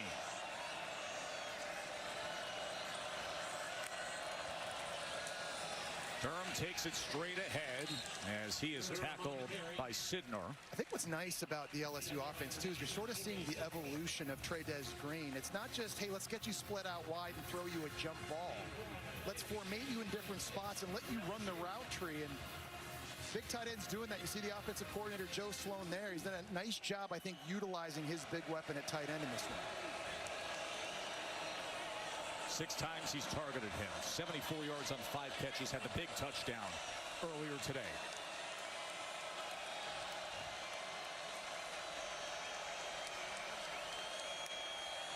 Second and 6. Nussmeier gets it out quickly to the edge, and it's incomplete as Brown couldn't hold on to it. Mark Davis with coverage. And now sets up a big third down, and you've got to be able to protect Garrett Nussmeier. You've got a backup left tackle in DJ Chester, who's had some issues one-on-one in this game, and really curious to see where Vanderbilt's going to take their best pass rusher, Corday Sidnor, the Purdue transfer number 96. Looks like they've got him out to the right side working against the redshirt freshman, Weston Davis. He's got to look right now, the running back for LSU on that side to potentially chip. Here's 3rd and 6, and Durham breaks free. Caden Durham tackled inside the 5, and LSU is back in business. That time they brought Trey'Dez Green in motion. Vandy traveled with them this way. There's a big crease right up the middle, and they run right into the teeth of that Vandy defense. And Durham, I love just running under control and then opening it up. Durham probing and trying to reach for that goal line, but marked short. A 51-yard run moments ago, and now a little bit of a scuffle down there that's instantly separated by David Smith, the referee, and his crew. Good job by the refs here. Again, definitely a little chippy with this game going back and forth, and you got to be impressed with LSU and their resolve as well. Time and time again, Diego Pavia going to work. Garrett Nussmeier leading this offense now down the field. The goal line was where they had major issues against South Carolina. They fumbled. They also got stuffed. 1 touchdown and 5 red zone trips against the Gamecocks. They have got to come away with a touchdown here. They're going to use a timeout. Could see them substituting and frantically looking over. But Caden Durham with a huge is getting set to lead the Georgia Bulldogs against undefeated number 5 Ole Miss. That is coming your way right here on ABC. What an incredible day of SEC football from start to finish as LSU is looking to close right back into this game. Their first red zone possession today. This game, Jesse, after a 51-yard run by Caden Durham on third down. Set him up into this situation. Now you got Trey'Dez Green, the 6'7" tight end, who in this situation, they love throwing jump balls to. The whistles blow as he quickly got it to Thomas, but there was movement. Prior to the snap, false start. 88 on the offense. 5-yard penalty. Second down. Donovan Green, the backup tight end. Yeah, there's a little flinch in his stance. And that time, everybody on defense, I think, thought it was going to Green, and instead they spit it back out the other way. The flinch is coming up here. So a wide open Xavier Thomas, who had the huge play in the third quarter on the catch and run, and that pre-snap penalty, boy, that one really hurts. That was an easy walk-in touchdown, now wiped off the board.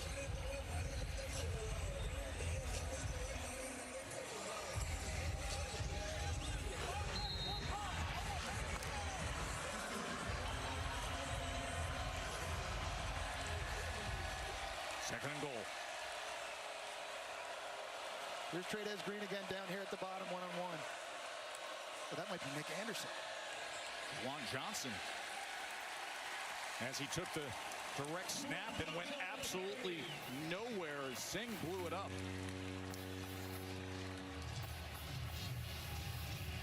This is a third down. It just feels like you absolutely have to have if you're Brian Kelly. What can Joe Sloan, the offensive coordinator, do? I mean, for Trey'Dez Green, this is where he's done his best work for LSU's offense. They've been very creative in where they've put him, and it's lining him up right down here, just off the wing of the tight end. That's him running in motion. Third and goal. Top 10 LSU trailing by 10. Nussmeier looking for anything.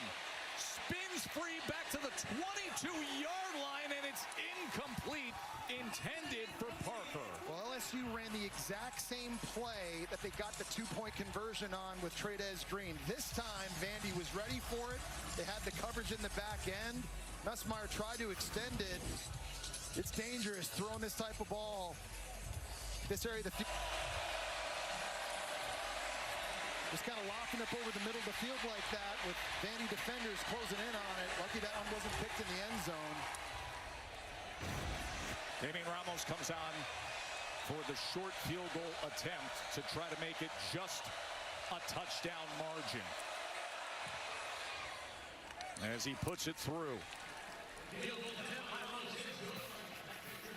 So a 7-point lead now for Vanderbilt, as Garrett Nussmeier takes a breath and Diego Pavia will get the ball back. How good has Pavia been off schedule in this game? 69 rushing yards. A lot of them have come on pass plays here early.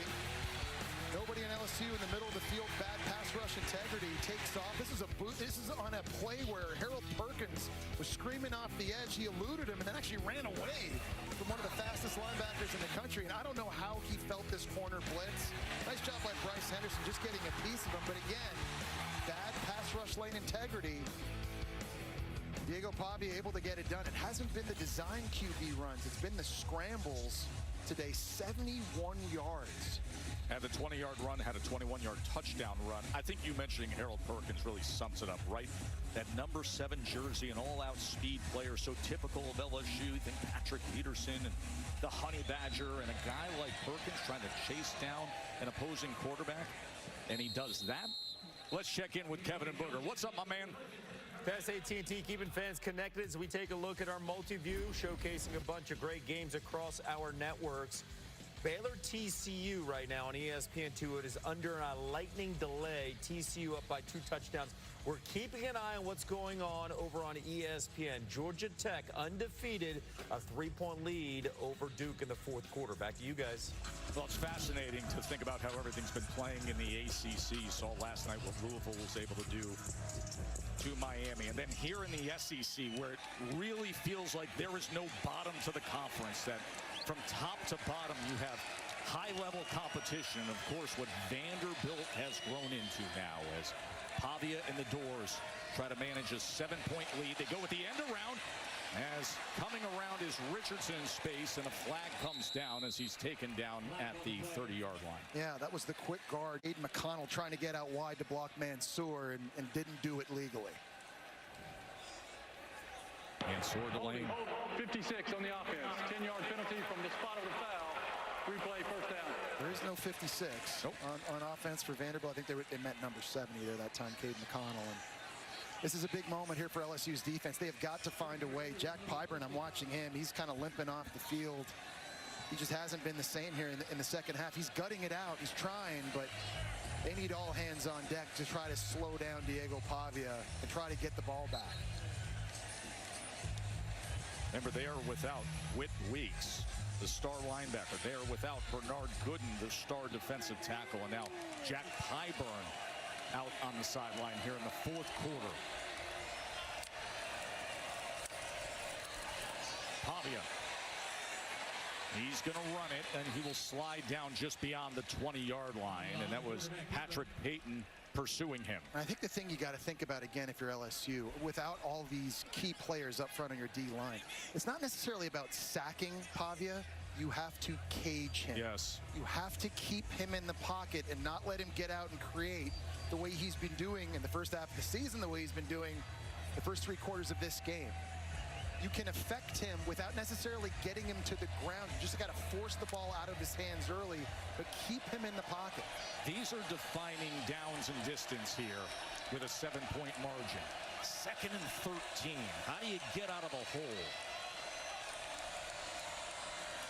Pavia's going to run it, and he is tripped up, and that's exactly what can help LSU as P.J. Woodland makes a big tackle, and now an opportunity down for LSU's defense. And you need Patrick Payton, the transfer from Florida State. He's your longest, twitchiest, most dynamic pass rusher, number 6. He's got to step up here in this type of situation. He's going to be lined up to the left side of the formation. He's a guy that has first-round traits and ability. Hasn't been as productive with respect to sacks as they have hoped, but this is a big play for him. Good to see Pyburn back out on the field for LSU as well. Vandy's 5 of 9 on 3rd down. Alexander is back in the game at running back as well. This is a big 3rd and 12. Pavia gets it to Alexander, and he is tackled. LSU's defense does their job. Keys with the tackle. Well, Patrick Payton was the one that got in his face and forced the ball out of Pavia's hand quickly. Then LSU was able to rally, get to Alexander, and get him on the ground. And I think at the end of this play, you're going to watch the defender. I think it was Devon Keys. It looked like he kind of stepped on the ankle. I don't know if he did it intentionally or not, right there. I think Alexander took offense to that. Nothing called. First punt of the game. The first punt of the game with 9 minutes to play in the 4th. As Thomas has the fair catch. That tells you what kind of game we've had. And there is... About that one, yeah. Kirby's, reminded himself, and we talked about this week. They've got to start fast. That's been the problem for the Bulldogs this year. Slow starts at Tennessee, at home against Bama, last week at Auburn. Both sides of the ball, they've got to come out of the gate hot. Hey, the LSU defense just got the best of Vandy, and now they turn it over to Garrett Nussmeier and the Tigers offense. And Nussmeier sacked. Nussmeier is brought down. Zaylen Wood was there. And he absolutely bull rushed DJ Chester. I mean, you can't do it any better than this right here. Literally just runs right through the backup left tackle of LSU. Had no chance, did Nussmeier. And Katie's been doing a great job all game reporting on and updating us on Tyree Adams. Their starting left tackle is now out of the game, but in a situation like this where you've got to throw the ball to get back into it, that left tackle spot, that is big. Of course, the O-line has been highly criticized this year, mostly for the run game, but in pass protection now without your starting left tackle, Patterson makes the tackle, and it'll be 3rd down for LSU. All the pass rushers now come on the field for Vanderbilt. Bryce Cowan at linebacker, Nick Rinaldi we've highlighted as an impact player out there as well, and the loudest this stadium has been all game long and the biggest 3rd down of the game.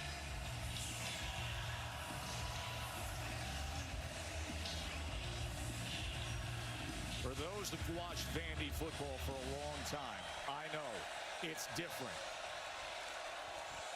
Third down and 16, and it's roaring here. Nussmeier's backed up again. Can he convert on a 3rd and 16? A flag is down as he goes downfield. It's complete to Brown, but we're going to check on this flag all the way back at the 12. Oh, that is an unbelievable effort. It's going to come back because of a hold on Weston Davis. 10-yard penalty from the previous spot. Replay third down. Weston Davis is one-on-one with Miles Caper. Weston Davis is going to be a good one, but he's only a redshirt freshman. The bottom of your screen, he just can't keep up with the speed. This was an unbelievable throw by Nussmeier, too, by the way. Throwing it back across his body, rolling to his right. That would have been a first down, but because of the penalty, you see Nussmeier's reaction. There is Weston Davis. Of course, Emory Jones off to the NFL. Will Campbell off to the NFL. So this younger offensive line and dealing with the injury today. And now 3rd and 26.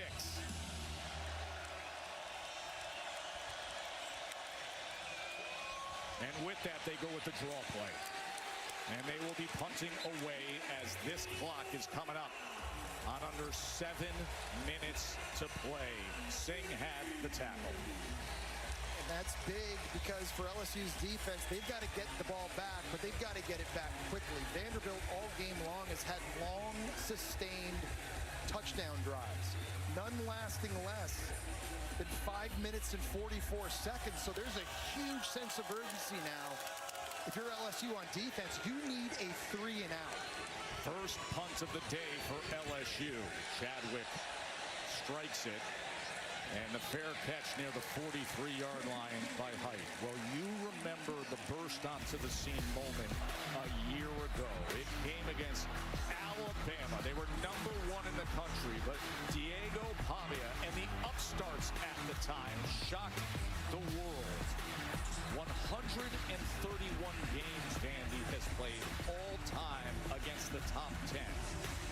They have 6 wins. 6 against 131. Here they are against top 10 LSU with a touchdown lead and 6.5 minutes to play, Jesse. I think if you're Vanderbilt here, you're trying to run the ball. You're trying to get Diego Pavia outside, moving the pocket, run pass options. Keep this clock ticking. Let's see if they can do that. Or will LSU get another chance? Pavia, he can't go anywhere. He is tackled for a loss by Jack Pyburn. That's one that I think Diego Pavia has to hand off. In his zone read rules, he's reading Jack Pyburn, who stayed home. If Jack Pyburn crashes, then Pavia keeps it. But this time he stays there. That's a handoff. That's a give to the running back. We've seen great decision-making by Pavia in this one, throwing in, running. That's one, though, that I think he wishes he had back. Pyburn has been in and out of this game. Dinged up just a little bit, but giving a great effort down the stretch here. Under 6 minutes to play, 2nd and 13.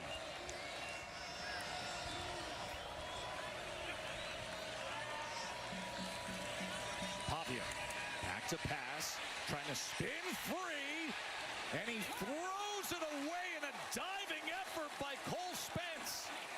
Reception made by Cole Spence. How many great catches have Vanderbilt tight ends had in this game? It's unbelievable. First off, I don't know how Pavia avoided the corner blitz. It was a great job by P.J. Woodland, just forcing it out of his hand. Full extension from a guy who's 6'7". Everything to get that catch, and now at least make this 3rd down manageable.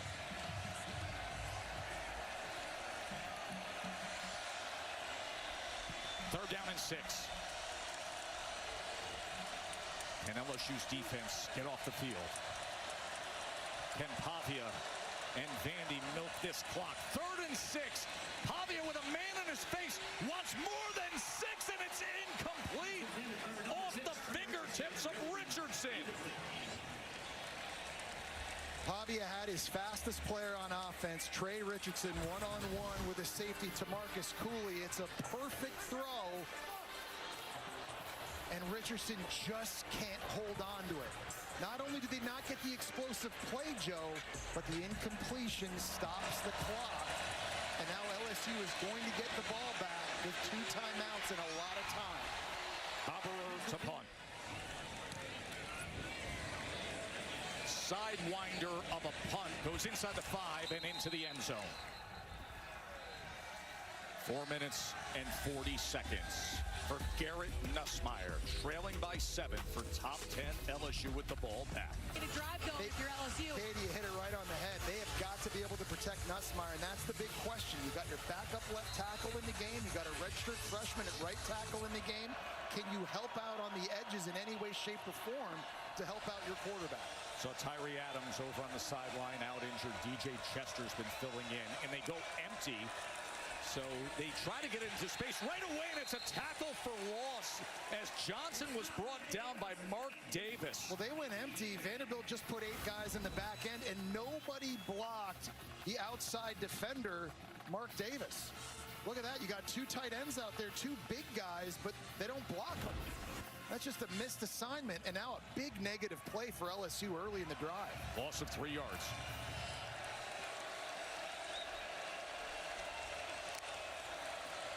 Nussmeier, again a 3-man rush, quick to the outside, tackled right away is Thomas. It's really interesting, Joe. They're not leaving running backs back there at tight ends in to help the tackles. They're just trusting Nussmeier to get rid of it quickly, to see the pressure, and know where his hot answers are against the pressure. And this big 3rd down now, again, no tight ends attached. So with the running backs on a scan, you've got to help out these tackles.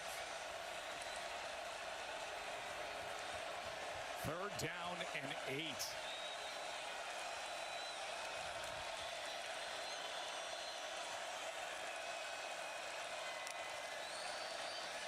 Defensive back blitzes right in his face, gets it out, and it is incomplete. Berrien Brown tried to dive back towards Nussmeier to catch that ball as Jalen Lackey was coming in with pressure on Nussmeier.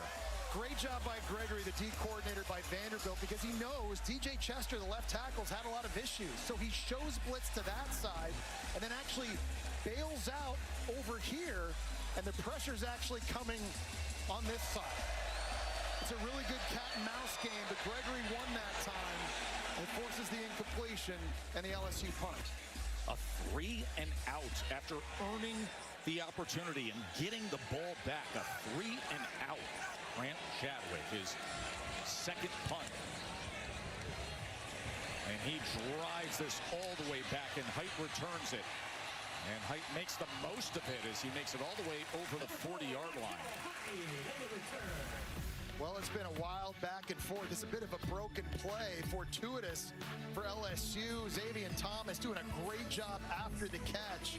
Ends up taking it the distance for a score. Made that a 3-point game in the 3rd quarter, but Diego Pavia right away leading his team down the field on a scramble, Heisman flex. Those are the big moments here late in this game. Right now, Vandy holding on to a 7-point lead. And I guess the question, if you're LSU defense, you got a 3 and out last time when you need it. Can you do it again? Well, you see the type of game we had offensively for the first 12 drives, and now the last 4 drives, 4 punts. And that is what LSU's defense needs right now to stop Diego Pavia, who has 72 yards rushing and 2 rushing touchdowns. 2 timeouts remain for LSU. Of course, we do have the 2-minute timeout as well. As Young finds a seam, M.K. Young anchored down.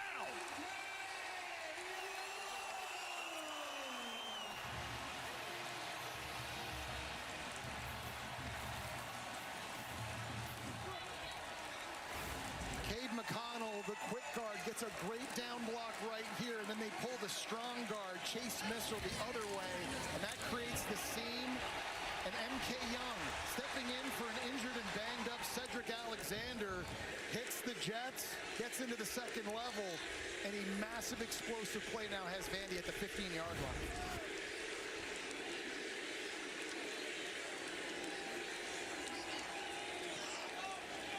A 43-yard run as Pavia is met at the line of scrimmage. You're just going to milk this all the way down to the 2-minute warning.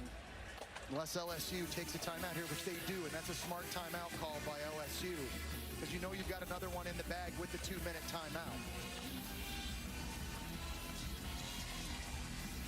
So many LSU fans have made the trip here to Nashville to see their top 10 Tigers against Vanderbilt, a team that has such confidence, a team that was built from the ground up by Clark Lee with a culture that has overcome this institutional apathy, as Clark Lee has called it, where losing manifests in so many ways. And he said to us yesterday, it would build and attach like a plaque and grow on Vanderbilt. He has chipped it away. He has cleaned it up. He has gathered a bunch of players who really believe, and he said it is his quarterback, Diego Pavia, who was one of the first that didn't flinch when he put forth the plan, that was convinced from the start of what's possible here at Vanderbilt.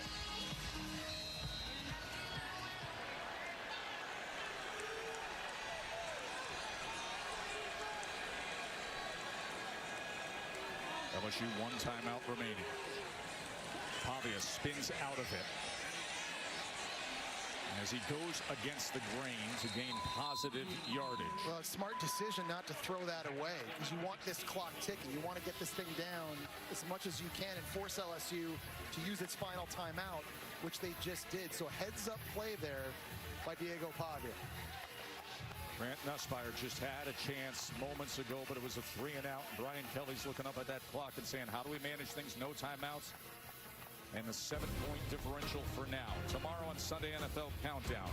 Well, speaking of LSU and quarterbacks, an NFC East showdown between Jaden Daniels and Dak Prescott on Sunday NFL Countdown they will get into. That starts at 10 a.m. Eastern. Monday Night Football is a doubleheader at 7 p.m. Bucks and Lions on ABC. And then, Katie, you're heading out to Seattle, right? 10 o'clock for Texans Seahawks. Yes, sir. Should be a good one. That is Monday Night Football. Doubleheader, but for right now, can Vandy close it out? Can Vandy overcome so much history attached to them? Right here, Joe, if you're LSU, stay in your pass rush lanes. Diego Pavia has killed you when they've gotten out of it. 3rd down and 7. LSU has exhausted all of their timeouts. Pavia is going to run straight ahead. Pavia, first down, Vandy. And it's smart to go down because now the game is over. He understands exactly how much clock is left. You get that first down. Again, LSU gets out of their pass rush lanes. It has killed them over and over in this game. And Pavia, instead of trying to put the body on the line and break a tackle and dive into the end zone, understanding that wins the game. You can go victory formation now. This thing's over. So much to summarize all the history that Nussmeier, who said the back half of the season offensively is going to be different. But opposite a feisty, confident, brash, and bold Diego Pavia, who looked into our camera and said, game over. And meanwhile, Nussmeier on the other sideline being consoled for the effort he put forth today that came up short. You got to give Vanderbilt tons of credit because they did exactly what Clark Lee, the E. Bronson Ingram chair of football at Vanderbilt, that's what they call their head coach, has been preaching them to do. Possess the football, no penalties, only had 4. They were great in the red zone, Joe. 3 possessions, 3 touchdowns, didn't turn it over, and Diego Pavia was Diego Pavia. And that's the recipe for success. You know, it's interesting, Jesse. We talked to Clark Lee yesterday. He said, we are a far better team right now than we were a year ago. A year ago, there were a lot of non-believers. And then there was the ultimate field stormer when they beat Alabama. It's interesting to think about this game, of how the crowd reacts. I agree. Is it a field stormer, or is it a, you know what? We're really good, and we beat ranked teams. It's a really good litmus test to find out what the expectations actually are now, because if there's no field storm, that means there's been a change in what those expectations are. Let's see. There's also more security because they expect wins like this. Hey, Vandy is 6-1 for the first time since 1950. Today was the first time that Vandy was a favorite against a ranked team. And Coach Clark Lee is there with Katie George, and they will be celebrating in Nashville tonight. Thanks, Tess. Coach Essentially, your offense rolled for 3 quarters, and then your defense got you the stops when you needed it most. How complete of a performance was this today? It's a reminder that it's a team game, and I didn't love the explosive plays that we were giving up in the second half defensively. That's the one thing we couldn't do. Offense held the line, and then the defense stepped up the end. Special teams with a big return there to set us up with field position. You're really proud of our team. I know how much this program means to you. What does it mean to you to give this fan base moments like this? Oh, it's special. I worry first with the team. I like the team have moments like this, and we'll bring the crowd along with us. But this community deserves this. The school deserves it. The players deserve it. They earned it today. Today was our day, and I can't wait to celebrate with them. What can you say about Diego Pavia's performance? He's a dog. I mean, I don't know what to say. He was a magician out here, and he gave us opportunities when it didn't look like there was anything there. So can't say enough about the 4th down conversion that they had. I mean, there were so many plays in there, but yeah, it was a team win, though, and Diego will be the first to say that. Congratulations. Best of luck moving forward. Thanks so much.